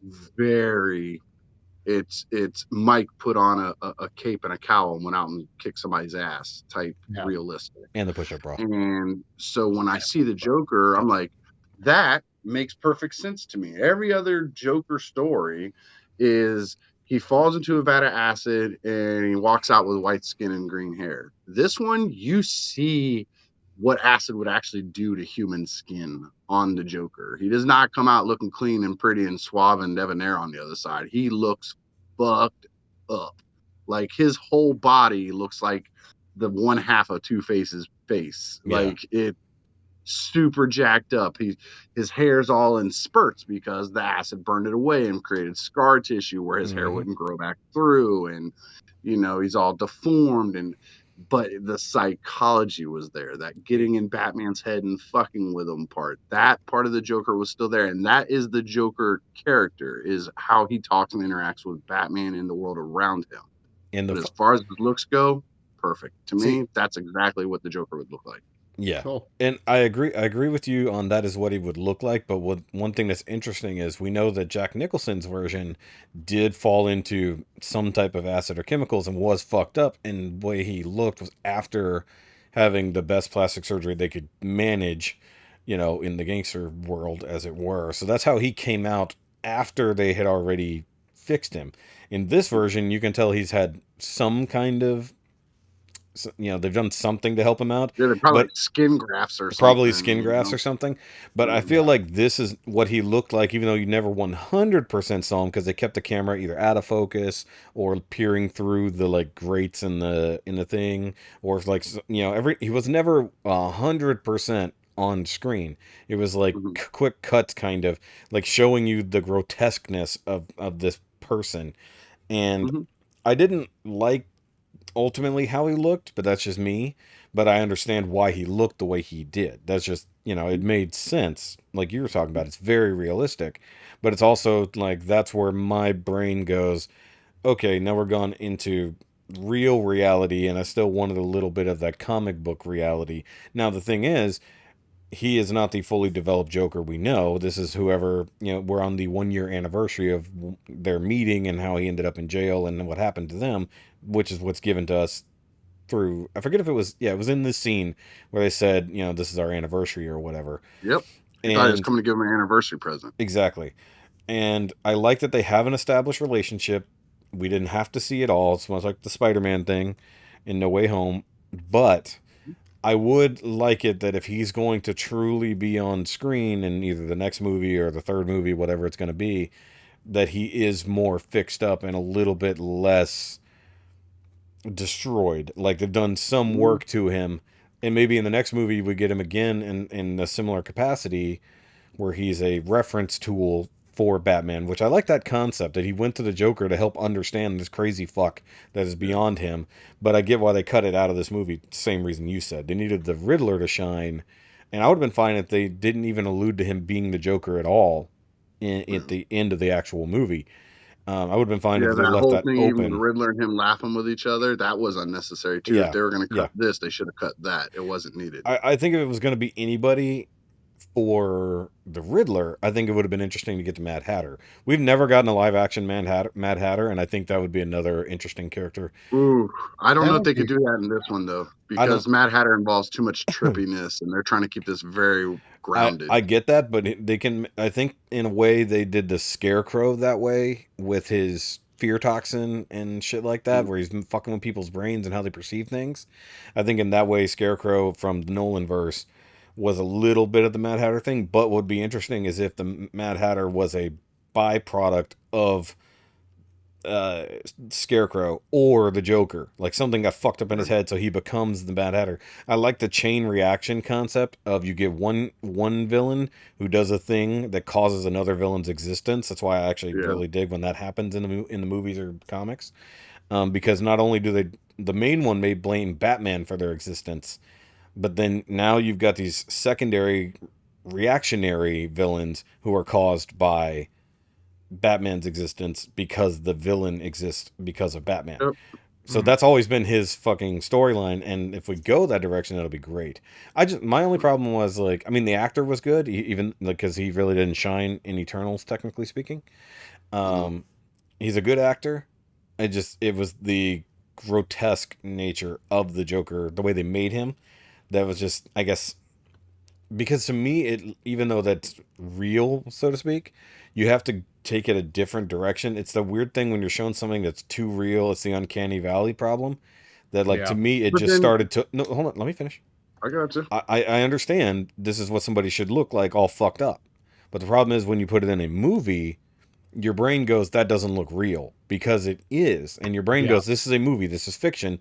When you're presented with something real, it hits that uncanny valley to where you go, nope, that's not fucking real, because it can't look that way. I understand it is, but that's where the uncanny valley comes in. To me, it looked like a dude wearing too much makeup, because it is, but that's because it goes so far. Like Heath Ledger looked like a realistic take on somebody who had been fucked up, and is trying to cover it, and you see their mental status in just the makeup on his face and the way he dresses. Yeah. This guy looked like somebody who'd been freshly dipped in a vat of acid and is fucked up in the head. And he looked and acted like the part, but it's the supernatural aspect of it that you expect, that when you're shown the real aspect of it, you don't accept. Does that make sense? Yeah. It's real to a fault. Real. It's real to a fault for me. And I'm not arguing against the way he looked. I'm saying how the way he looked affected me. Your personal preference. Too real. Yeah, it's where Heath Ledger's version was because whatever.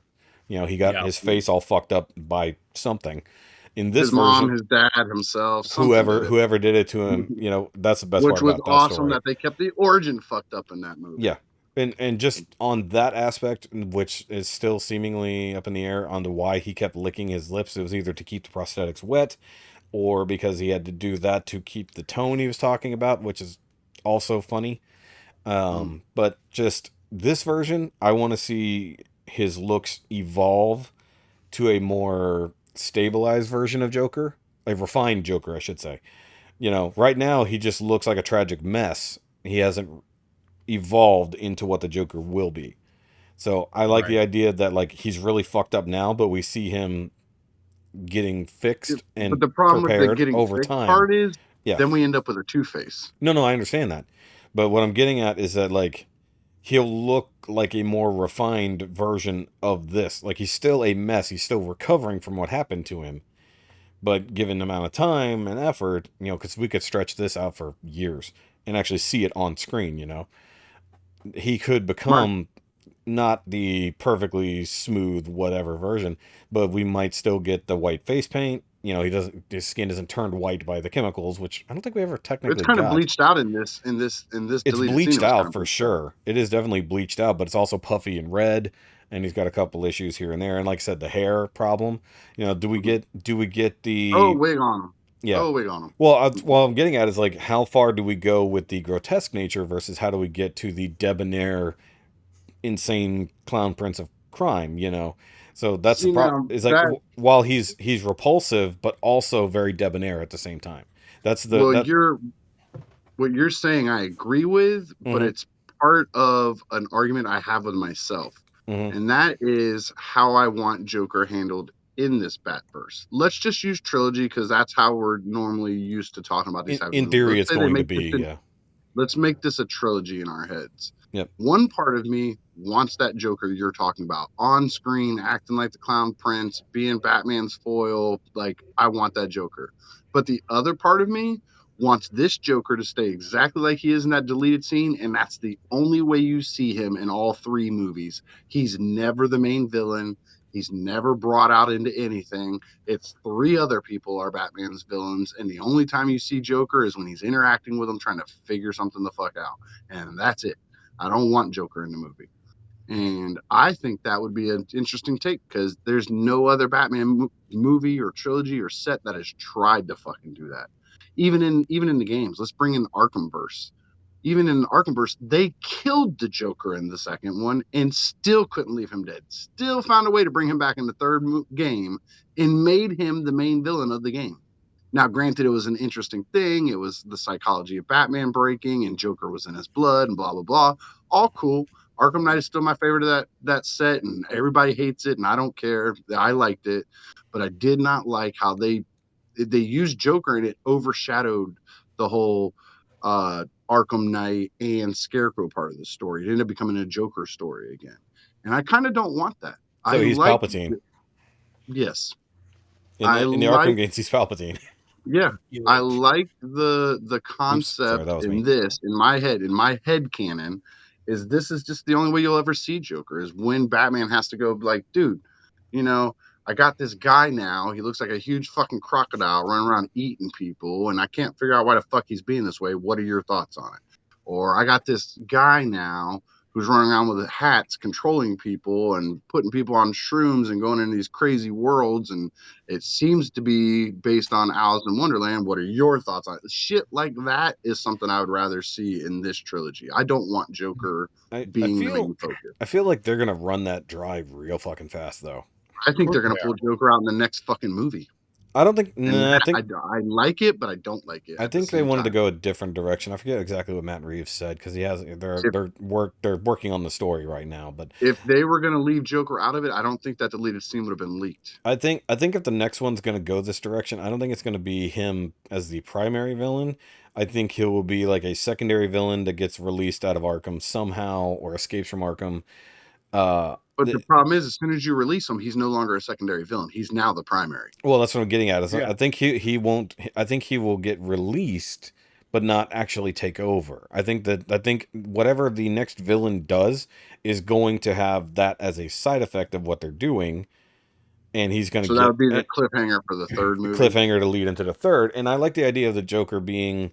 I get what you're saying, but I think that concept of always using your top villain I think if this was 30 years on and he's finally got the Joker locked down and he needs it to help fight a current villain that's a problem that he can't quite understand, it makes sense because they have a giant history together.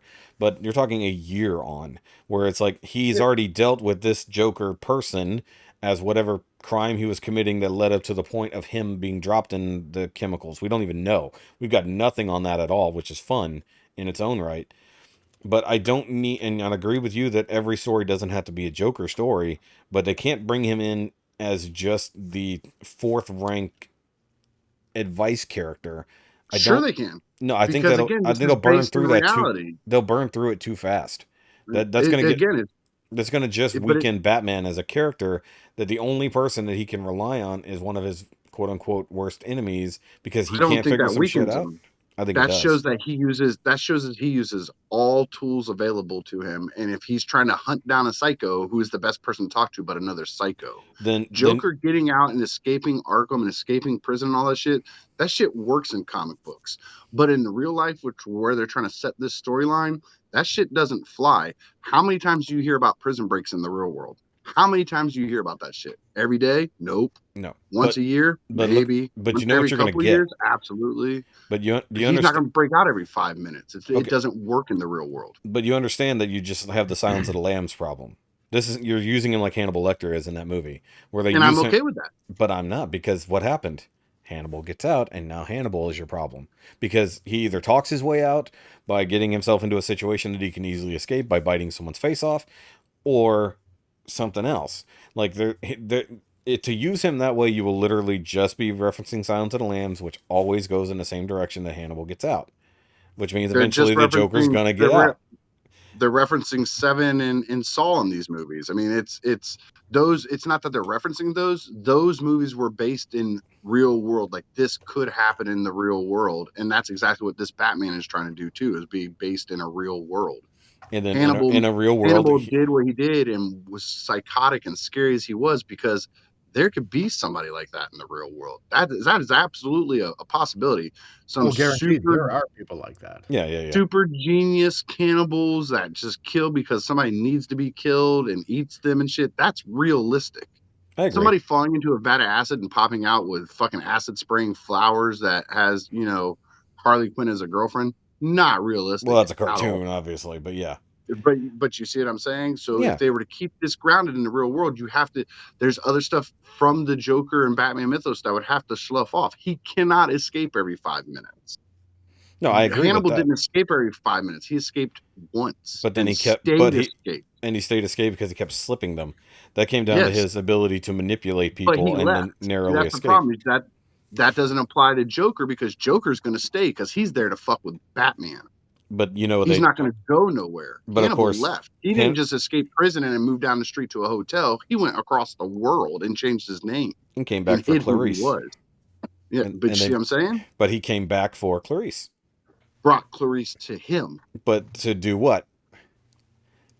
To fuck with her head and make her see from his point. And then also deal with another criminal that was also a problem. So I don't want Joker to be a Hannibal character. I want the Joker to be the Joker. I want him to split the difference. I want them to give a 10-year hiatus from all the Batman stuff and just give it a rest and then come at it from a comic book perspective for the movies again, instead of making it so hyper realistic. I want but Robert. Then you end up with Batman Forever and Batman and Robin. I want no, not that cartoon. No, that's cartoony. I want it comic book. That's comic book. That's Justice League. Justice League was comic book. Justice League was comic book. Yeah. Oh yeah, if you're going modern comic books, yeah. But he's saying it's not cartoony, but it's unrealistic. The ones are just cartoony. They're slapsticky, I don't want that cartoon like. That's modern 66. I want serious comic Batman, right? Not too real, not too cartoonish, not too comic bookish. I want it, just in between all of that, right? A bit of real, but a bit of that comic booky fun, right? But we had that in the Nolan. But but that takes itself a bit serious, right? You make it too hyper real, it's just going to be like, if you take them out of the suit, they're just going to be people. That's kind of the point. Right. That's why that's why Batman's always been my favorite character. No, I know. Because it is disbelief. None of us are ever going to be superheroes, but you could technically be Batman. You will never be Superman. Well, I mean, let's look at it this way. There are people actually now that actually do have a superhero registry in real life that go about in super suits, right? Yep. So there are people like that, right? Realistically speaking. But what I'm saying is I just want that comic bookiness. He doesn't want dark and gritty Batman anymore. He's already made this very apparent way back when. He's tired of dark and gritty. I'm the opposite. I want them to do like the Scott Snyder run, like the Court of Owls and Death of the Family. I want that on film. Yeah. I do too. And I think if anybody was going to do Death in the Family, that way it will be this one, but they don't have time. So they might do Court of Owls. Court of Owls family, not death in the family. Death of the family. Yeah. Right. So I think I think they can work Court of Owls into this next one. Oh, easy. They make it easy, but they have to because of the way Gotham has been built. You can do that. I do think. Well, they did that because they've already shown in the first one it's mass conspiracies with people behind the scenes working everything. So they've already set that up in this first one. The birds. Yep. Now, bring me Court of Owls. Now, personally, what I want to see is Batman White Knight, but we're decades away from that. So. Oh yeah. No, that takes a while to get to. Which, by the way, I didn't know they have the next chunk already begun of that story, and now I have to go buy that. It's now Batman Beyond the White Knight. So now I have to go find that comic. I didn't know that was a thing, but now I have to go find that. So download it digital. Fuck that. I buy real. I've got all of the Batman White Knight series, all 3 chunks of it so far.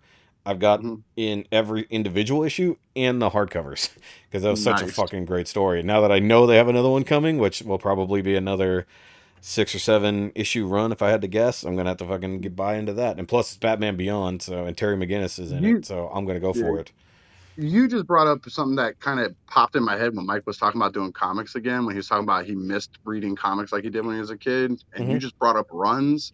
That made me think of something too. I miss comics where the story was self-contained in 3 to 4 comics. I'm sick and fucking tired of huge, massive events that take a full year and all that. I'm so tired of that shit. Like, it's old. Mean, I'm down for it because I'm just in this modern era now.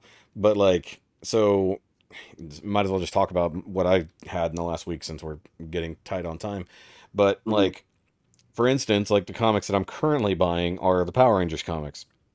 So it's been going on since 2016 now, if I remember correctly. One continual story? Well, now not one continual, but they have the story arcs within it, but it is the same people over the same amount of time. And I just picked up the Shattered Grid hardcover deluxe edition. Right. Which was where the storylines combined and broke and rewrote the universe. So they had to have their crisis moment, literally. So it's literally Crisis on Infinite Earths in Power Rangers form. So I just got that, and the deluxe version actually includes another special comic within it that was never released otherwise. So I have to read that to find out what that is. But I also picked up the current run of Mighty Morphin and Power Rangers Universe. So the current storyline, which was great. So Universe, I've talked about it before, is all about the history and the origin of the Power Rangers, period. Like how powers came to be, the Morphin Grid, and where it came from. And in the current universe, the third issue of Universe, they've finally given the very first Power Rangers team their powers officially. And the cool thing about it is it's a direct reference to something we never got here with Power Rangers. So, Power Rangers is based off of Sentai, Super Sentai from Japan. But there was a Power Rangers team that we neglected. I mean, there's been many, but there's one that we borrowed from, but completely neglected, and that was Die Ranger. And Die Ranger is where the Thunder Zords and the White Ranger came from, but we never included the Die Rangers themselves, just the White Ranger, and we adapted that and made it fit in with the Mighty Morphins that we had, which was from Zhu Ranger, not Jew Ranger, as Sean spelled it out the other day. Oh, Gavolt. Yes, exactly. It's like, no, they're not going around throwing yarmulkes at people. Go make it kosher. That's hilarious. But no, so what they did with this one, so the very first Power Rangers team that now exists in continuity in that movie universe, not movie, comic universe, right, is the Die Ranger team, cool. Which is actually very, very cool. And they included a new original Ranger because they had 6. It's like they had 6 people that all had to change into Rangers and they needed another one. So they've included now a black Die Ranger that didn't exist in the original run because the White Ranger was there. In this comic universe, we've actually been given the full-on origin of the White Ranger powers and how they were attained and then adapted to be on Tommy in the first place, which is actually very cool. It's one reason I love these comics is one, they took what the TV show did for us and then expanded on stuff we never saw. Like we saw when a major event happened in Angel Grove, but we never saw the in-between. We never saw the bullshit in the background. We never saw anything like that. That's what the comics give us, and that's actually fantastic. Like we get their family troubles in this, like, you know, Kimberly's parents being divorced and trying to use her to manipulate the other people by giving her stuff and shit like that. We get that in the comics. We get Rocky and the fact that his mom is sick, or I'm sorry, Jason, his dad is sick and he's having to take care of his dad and he needs to work a job to take care of his dad who's dying of cancer. We didn't get that shit in the fucking show. You know, that's all important. You know, we get all kinds of stuff that's happening in the background, not to mention the fact that the Power Rangers are a worldwide superhero team, not just in Angel Grove. Rita is like attacking Italy, is attacking fucking China and all kinds of places. They have to teleport there to fight. So it's not just a singular city problem. They actually have to defend the fucking world. And that's something that the show never bothered with. We never saw them go elsewhere to do this shit. And by the way, I think it was in the new one. No, I'm sorry. It was in because I got some of the past issues together. We actually got a Kamen Rider crossover, or rather a Masked Rider crossover, because we actually had to go to Edenoi, where Alpha 5 was first created, and we actually got to see that, where Zordon, in his regular form, went to Edenoi to get a robotic assistant to help him in the first place, and they built that for him. I was like, damn, deep cuts on this shit now in the comics. I was like, this is fucking fantastic. And so that was just one of the things I got in this week, because I haven't got a whole lot. So I actually got several of those things, along with watching all kinds of shit. Obviously, we talked about Moon Knight. We've talked about Halo. You know, I did watch the first episode, which is available free on YouTube. I didn't realize that. So if you want to give that a chance and you're not wanting to sign up for anything, go watch the first episode. It's available completely uncut and no commercials, technically speaking, on YouTube on the Paramount channel. Let's see here. Oh, speaking of Halo, I finished the Halo Infinite main campaign. And you and I have talked about it on the side, Ricky, but like that story in there, I was so fucked up by the beginning of it.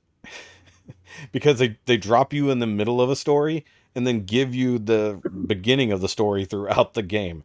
So like finding how you got to where you are, what happened with Cortana and all that kind of stuff, with no spoilers, is like, I was like, well, the game's been out for a while. I just didn't want to spoil it. No, I understand that. But there are people who probably also haven't played it, but just haven't never gotten around to it. But like, because as soon as I started the game and we were introduced to the weapon, as it were, I'm like, who the fuck is this? How did we get to this point? So I actually stopped what I was doing. Right there's a spoiler, because they don't refer to the weapon until way later. I know that. Well, no, that's near the beginning. The second mission of the game is when you pick up the weapon, as it's named.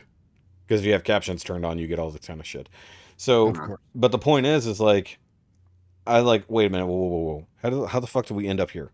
I was like, did I miss something? I was like, I played Halo 5. How did we get to this point? And I'm like, wait, so I actually had to research. I'm like, what did I miss from the storyline? And then I played the game through and I'm like, oh, they're telling us the story of what I missed through the game. I was like, okay. Yeah. So you're like not only you get all these flashbacks through the game told to you through holographic memories, which is actually a cool way to do it. Like, peeling back the onion of this story was actually kind of fun because you're moving through the story progressively, timeline-wise, but you're being told everything you missed between these 2 points, not only as Master Chief, but as you, the person playing, as like, because even Master Chief was out for a while and missed how the fuck we got to this point. So, like, to get that peeled back, and then you get the ultimate realization of what's really going on, at least through the Cortana story, you don't necessarily get the full story of the game you're currently playing.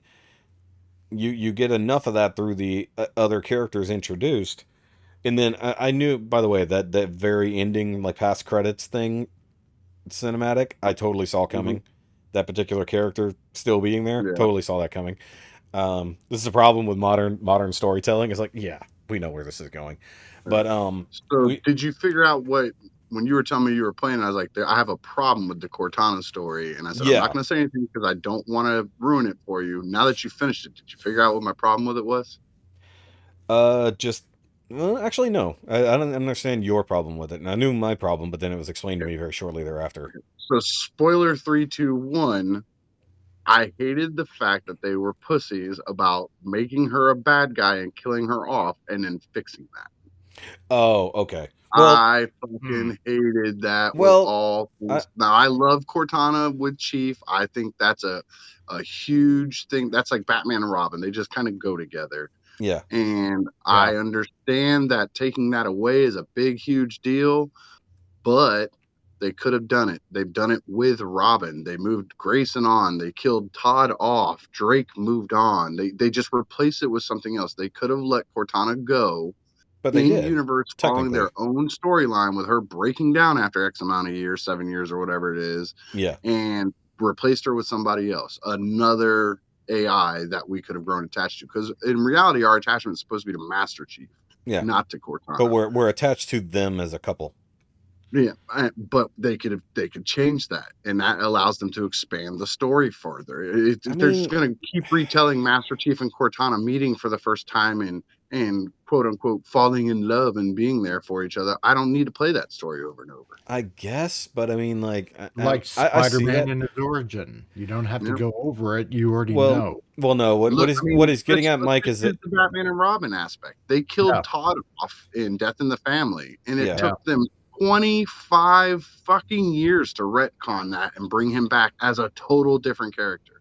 So for 25 years, Jason Todd was dead. Yeah. Like, they did not pussyfoot about that. DC said he's dead. They left his ass dead.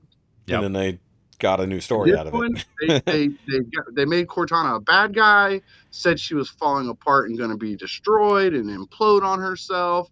Fast forward a couple years to Infinite, and now all of a sudden they just reset it by making Weapon a clean copy of her before she started disintegrating. Which is it was just a cop out to me. That's what I disliked, and that's literally my only nitpick of that story. I loved it. I'm glad she's still around, but I think they were pussies for having to do that. I think they could have went the other direction. Well, I liked that idea that she was created, the weapon was created to destroy Cortana, and she had to be brought to where Cortana was, which of course we eventually find out how she got to where she is and all that. And her entire existence was to destroy Cortana. Now, we didn't know what she was until later when it's revealed to her. So this storyline was finalizing the old Cortana storyline and bringing in. All they did was a reboot. It was a hard reboot on. They did, but I liked what they did there because it gave Chief, because the final conversation or the last few conversations, quote unquote, that Master Chief and old Cortana got to have, quote unquote, because they're working through her memories through the game. Because it's basically, she was basically dissipated, like destroyed, broken up. Everything was basically the remnants, like you said, to dust, was stored within the Halo's memory itself. And so as you work through it, the weapon was to defragment that system. Yeah, it was supposed to destroy and break it apart. How doesn't matter, because whatever. But the idea that this is a perfectly clean original copy of Cortana before they met is an interesting idea, because she's now also been exposed to original Cortana's or memories as a lesson to what not become. Because like this but is that what just you means can. they're never gonna have the balls to do that, because now that they've said, "Oh, we just had to have a clean copy of Cortana," that means they literally just make a copy of this Cortana right now. So if we'll just call her weapon, so it doesn't keep getting confusing with Yeah, Cortana. Cortana 2. They make a clean Electric copy of Boogaloo. her. Yeah, 2.0 Blue Boogaloo. Yeah. But they make a clean copy of her right now, and then in 6 years, when she starts breaking down and starts losing her shit, just delete her and upload the new one again. I think the thing about it is, and this is probably what they'll talk about in the next game, is that this version is probably built without that defect where they'll break down and defrag or whatever, because this is a new AI. I think the problem is that Cortana was an old ass AI who had now technically been around for way longer than she was ever meant to be in the first place. Yeah, like 8 or 9 years, and she was only supposed to be around for 7 years or something. Well, even longer because they were in stasis for years.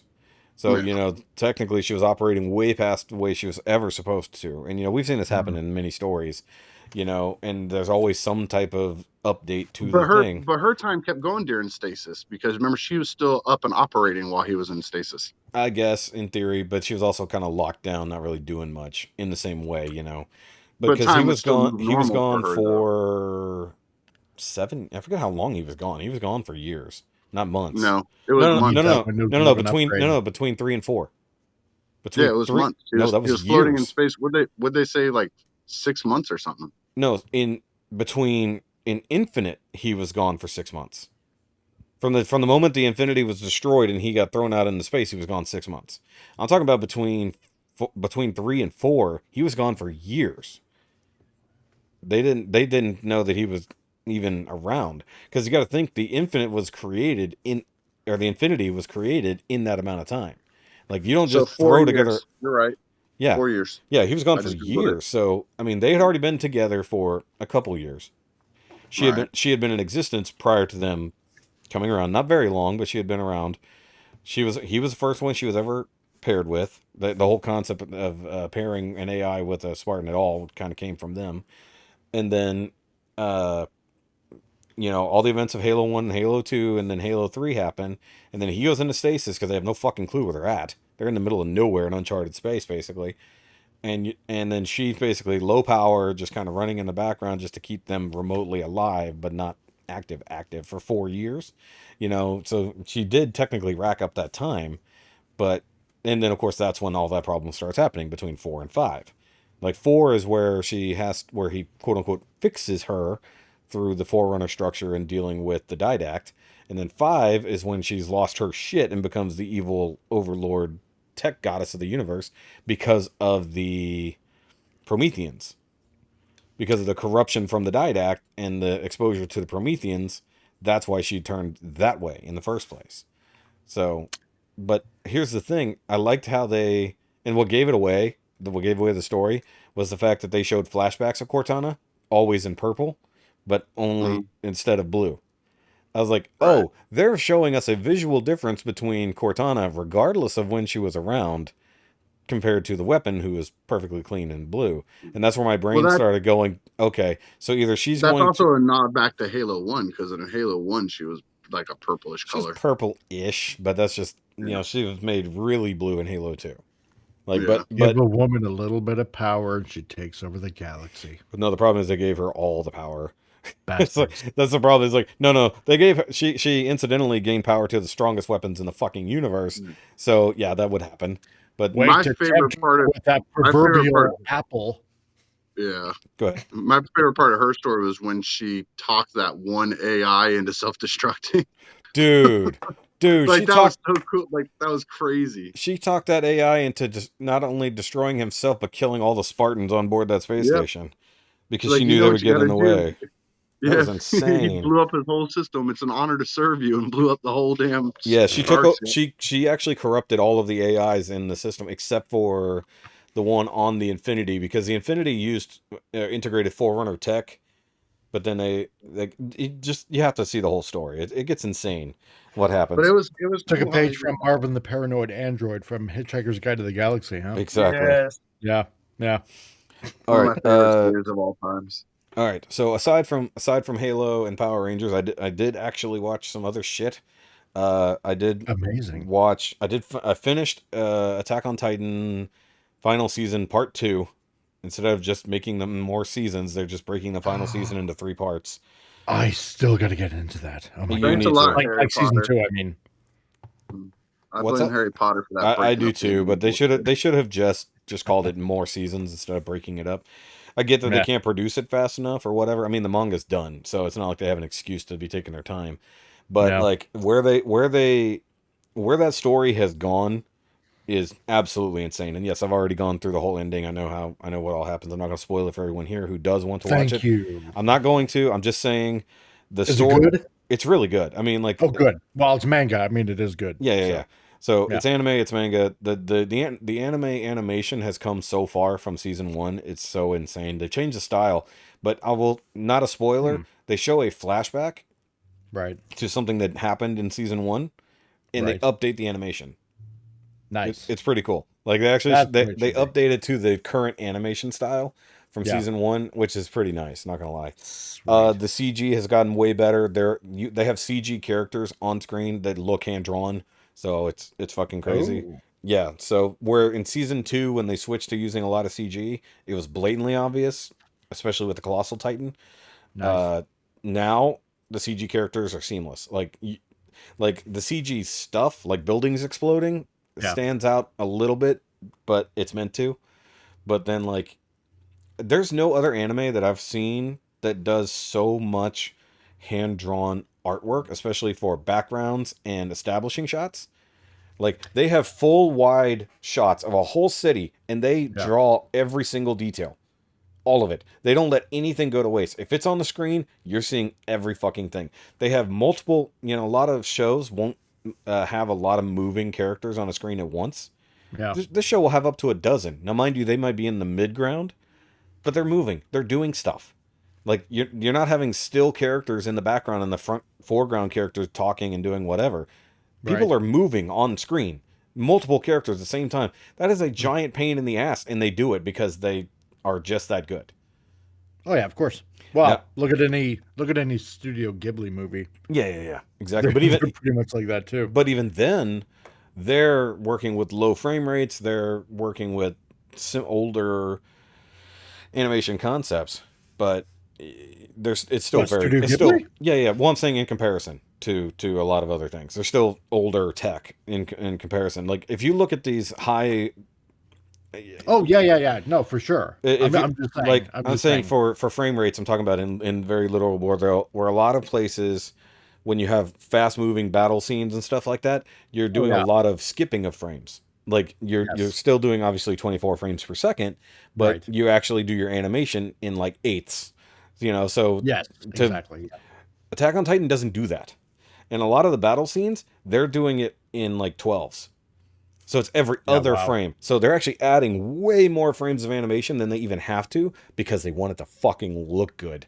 And they want it to Even better. really impart action scenes. Now, occasionally they'll cut between things, just depending. But like, there's a scene right at the end of the final episode of this chunk of the season. Mhm. I won't tell you what's happening in it for spoiler's sake, because if you have no idea what's going on, where the story starts and where the story ends, it's different worlds almost. Yeah. Nice. There is I'm gonna so check that much out. shit happening on screen in the final kind of battle we're shown. It's nuts. Like, you don't see this kind of stuff in normal animation levels. You just don't. And it's like, holy fuck. Now, forget where the story is going. Just Probably the aside from a animation Trigger level. movie Yeah, well, exactly. or show.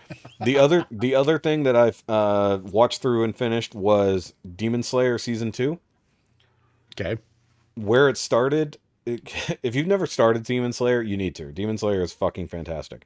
So Season 2 actually starts with the movie. They redo the movie, but they break it down into anime format.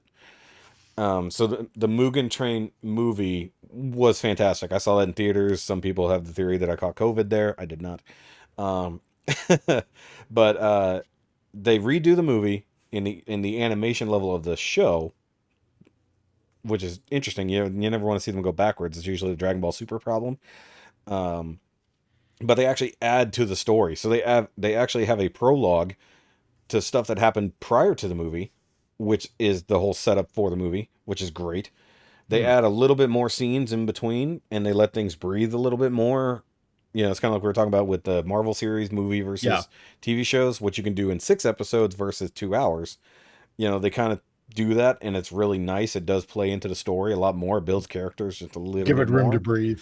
Gives it a little bit more room to breathe. They did cut a couple things that I actually really enjoyed from the movie. They trimmed them down a little bit for the series, and it was kind of annoying. Because I signed up for Crunchyroll just for this reason.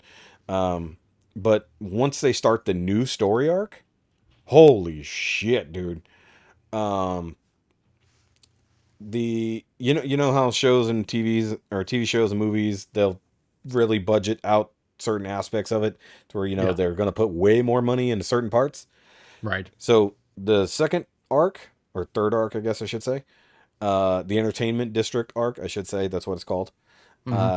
Starts out very slow and dumb, like it's supposed to. You know, we got to introduce a new character. We got to introduce the new reason we're doing shit. So it's got to have the fun comedic.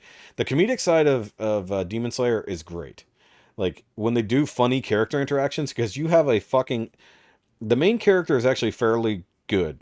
Tanjiro is a fantastic hero character. He does have the hero's journey. He does have all his motivations in line, but he's like the most straightforward character. He has his quirks, like you should have, but he's very straightforward and efficient as a character. His friends, on the other hand, are 2 different ends of the fucking nut bar spectrum. You got Inosuke, who thinks he's a fucking pig god from the mountains, because he grew up on the side of a mountain and only became a demon slayer by chance. And he wears the fucking pig mask to go around, and he's mostly shirtless, and he's got broken swords on purpose. He's given brand new swords, and he purposely fucks them up because he likes the serrated edge instead. And he's always constantly screaming, has no concept of modern society or anything, and he's fucking fantastic. And then on the other side, you have Zenitsu, who is nicknamed Lightning Pussy because he is insanely well trained, but he's a fucking coward. He runs from every goddamn fight as fast as he can, screaming like a lunatic until he falls asleep. When he falls asleep, he is a complete and utter badass. Nice. It's like he's a lot like Moon Knight. Like okay. When Steven is a coward and a moron, but then Mark takes over, right? Yeah.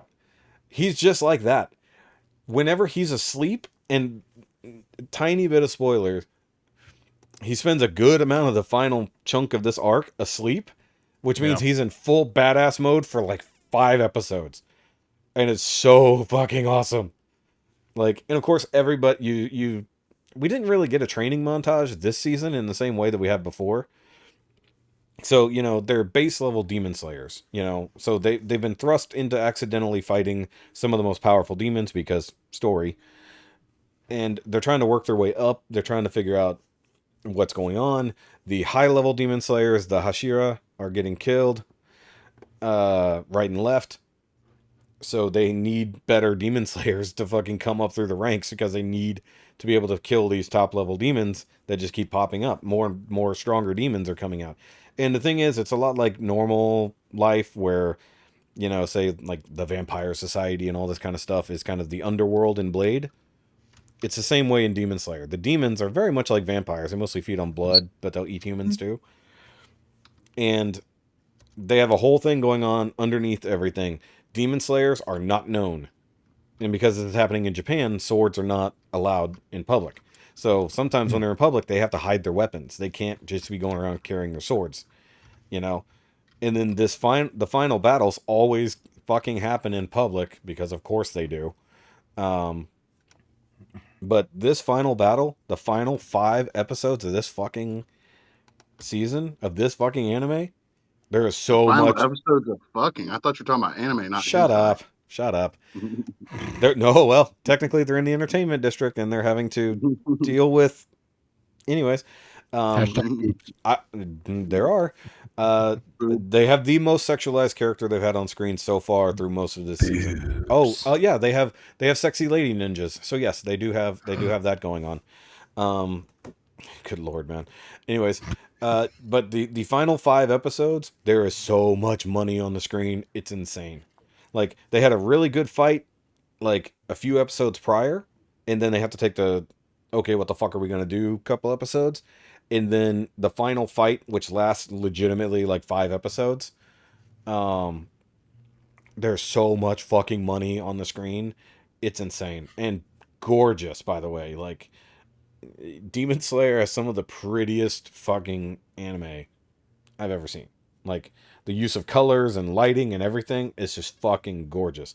The way they animate stuff, it's just fucking gorgeous. And then they throw in the random comedic shit just to break tension in the scene, which is fun. And whether that's the super serious boss guy all of a sudden breaking down and saying something really stupid, or whether that's Inosuke completely not understanding how humanity works sometimes, or Tanjiro being so good at his job that the people he's working for are like, we don't have anything else for you to do. You're getting everything done in minutes. Like, we don't know what to fucking do with you. Stop it. It's like, he's so efficient and good at working that, like, they give him something to do. He gets it done in minutes and then asks for the next thing to do. What's the next thing to do? What's the next thing? It's like, come on, dude. He's like getting very neurotic at that point. Fantastic fucking show. I absolutely recommend it. And the voice acting, holy shit, dude. Other than Attack on Titan, it's probably some of the best voice acting I've ever heard from an anime. Nice. The screaming, oh my god, there's so much screaming. And a lot of blood, by the way. Both of those series, lots and lots of blood. Definitely not, if you want to not see your, like Ricky, you were talking about your kids watching Halo and trying to keep the human-on-human violence out. Both of those series, they can't watch for that reason until they're a little older, because there's a lot of human-on-human bloody violence. They just don't watch anime anyways because of that. Like, they watch Pokemon and shit like that. Well, but when they get older, these are things they have to watch because they're that fucking good. But Demon Slayer, I'm gonna let you know on a secret. I don't do anime, like, not because I think it's bad. Just it was never really. I never really got it. I didn't hang out with people that were big into it, so it never really kind of went into my radar. Well, now you are. Ninja Scroll, love it. I've seen it 1,000 times. One of my favorite animated movies. Love it. I fell asleep. Records of the Lotus War and Evangelion are pretty much my only touches on anime. I haven't even finished Akira. I started it once and never finished it. The manga is totally different, and it's in my opinion, probably a way better story.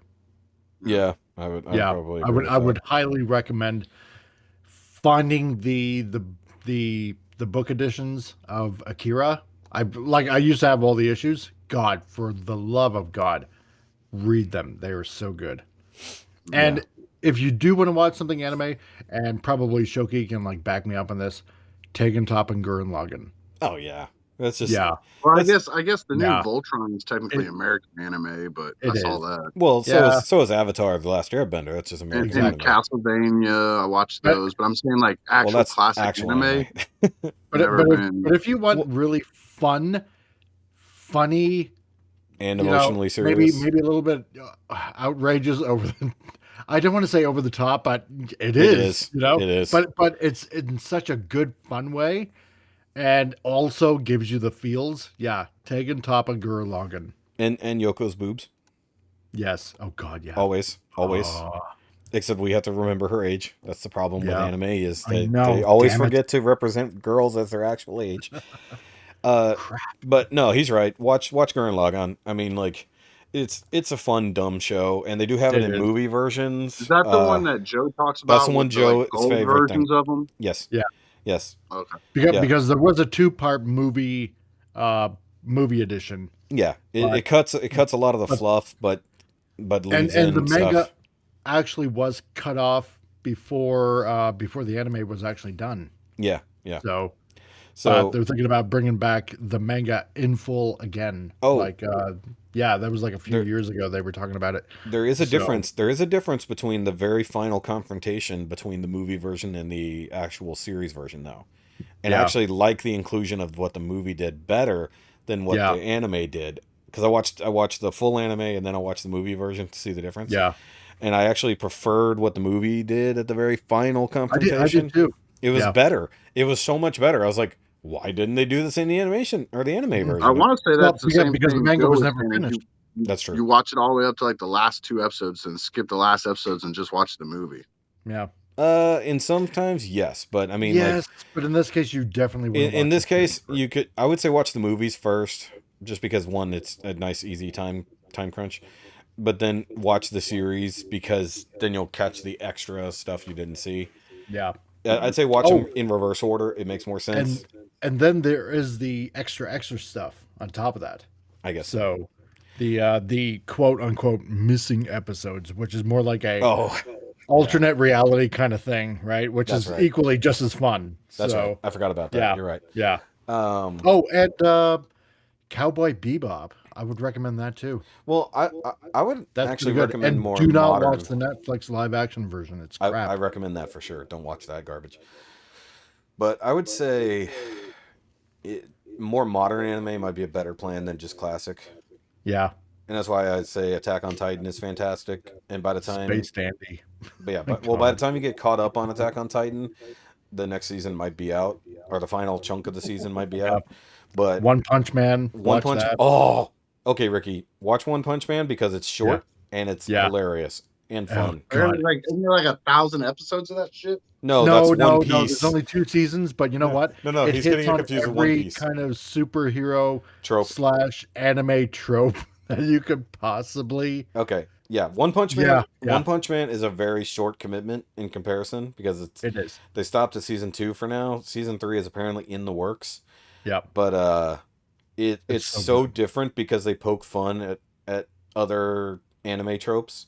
Yeah, and Saitama because Saitama is amazing as a character. The creator of One Punch Man was he put this out for a joke. He didn't expect it to be the huge hit that it is now. The manga was just meant to be a joke. Yeah, and then the anime was meant to be a joke. And then it became so popular that an anime was made. It was picked up as an anime, and it even spread even in North America to the point where they actually did a what was it? It was a Marvel crossover.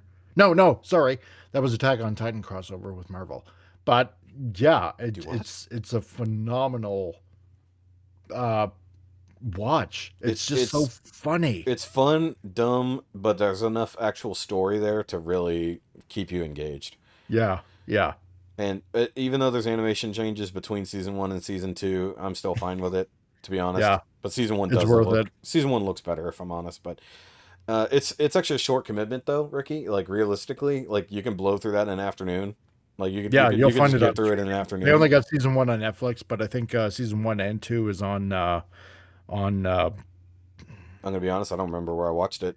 Yeah, it must have been on Hulu or something. I'll watch it. If it's on one of the streaming services I have, I'll watch it. If I gotta get a new app or download something, I'm out. Yeah. Well, you can do Crunchyroll for free for 14 days. But you know what we've done? You know what we've actually done? What? We've actually talked for over 3 hours now. Not over. Right at. Yeah, we're actually right at. We haven't even gotten into anything else. Well, it's not like quick, we have any questions to answer or anything. No. So people need to send us questions. But just real quick, we're going to wrap up with just without a lot of discussion, just news topics. If nothing else, we can come back to them later. So just the DCEU, whatever's left of it, is basically in trouble with the Flash because Ezra Miller is actually in trouble. Oh God! However, here's what's funny though. It doesn't seem to have affected the Fantastic Beast franchise, just the DC side. Yeah. But I heard about this. I don't remember where I was listening to something about this problem. Is that Ezra Miller has been in issues, especially when getting drunk and violent with people. Yeah. And they have not canceled him from anything.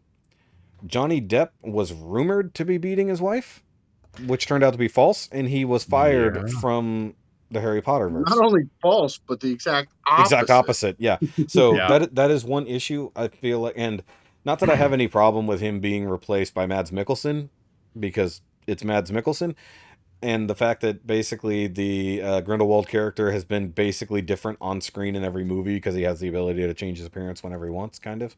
They have a reason to have him look different even in the third movie. They incidentally wrote themselves out by accident.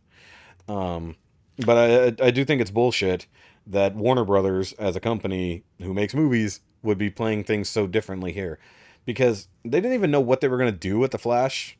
Not just the movie on itself, but in the future. Because I guess they had him wanting to be cameos in other projects in the future, like with Wonder Woman or Aquaman or anything else that's continuing from that universe, even though Superman and Batman are gone. I guess they just wanted him to be able to come back and do things, and now I guess maybe he'll be relegated to only cameos, but his own standalone movies outside of the one that's essentially done are basically If I had $1 for every time the DCEU has been canceled because it's the worst thing ever since it came out, I would be a millionaire, because it's every time I turn around, they're canceling it for some reason. You'd have the money to fix the problems of the universe. Yeah, but they still keep coming out. So people need to just relax all that cancel everything shit and just I agree.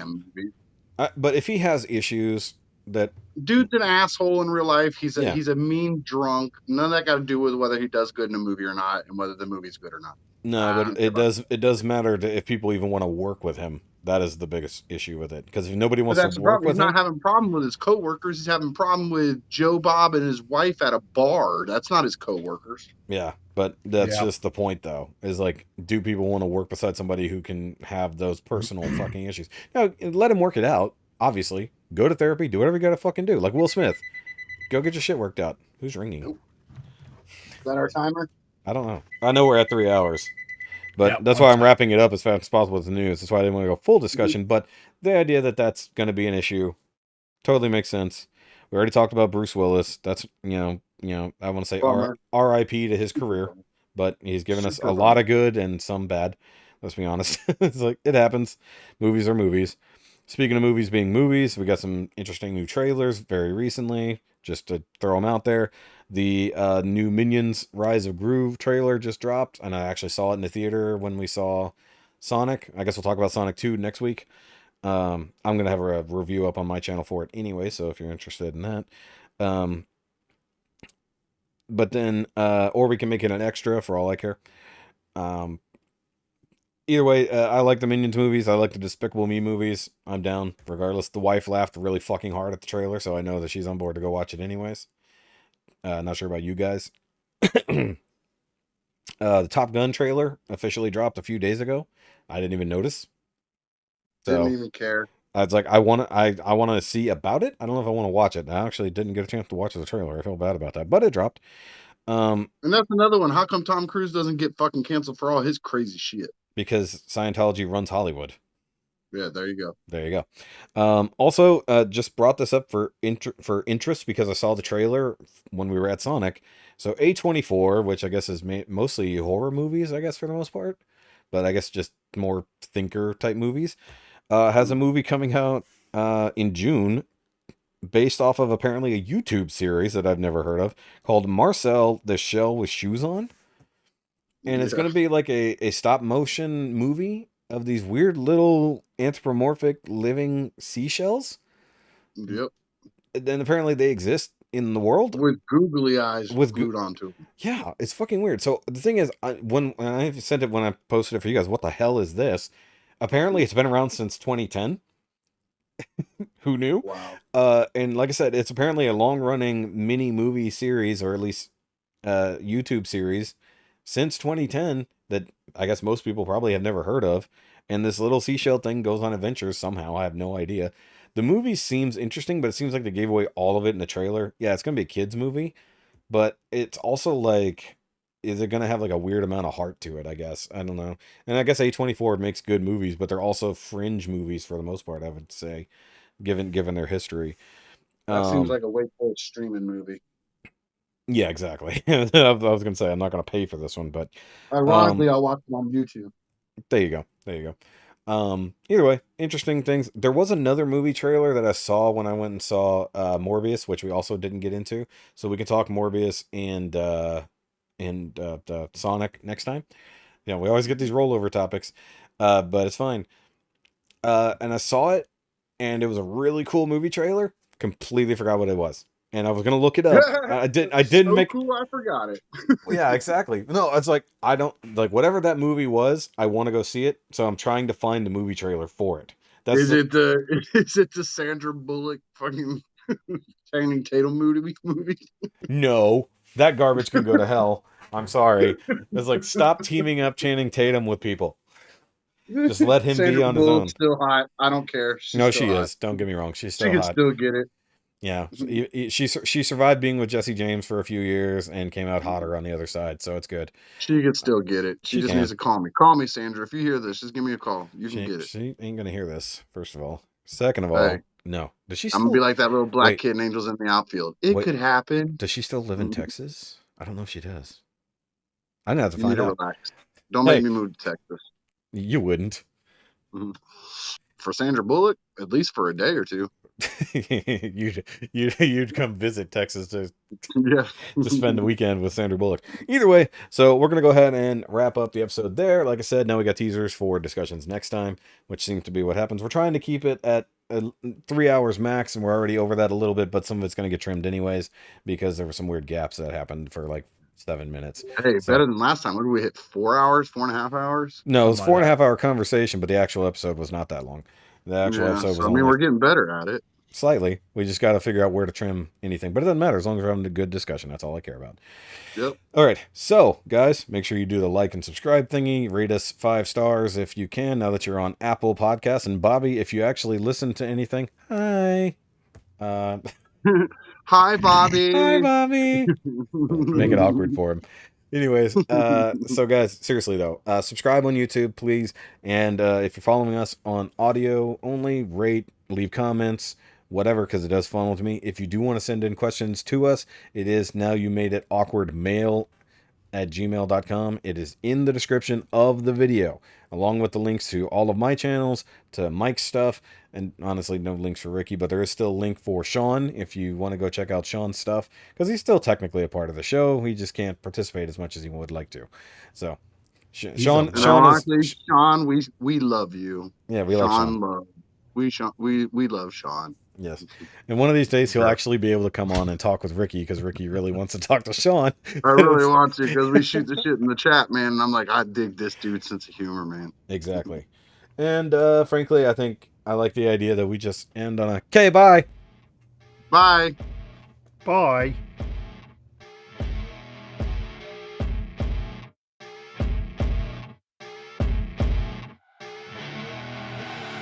I see her rolling up, Uber black Cadillac, high heel boots and a sexy body full of tats.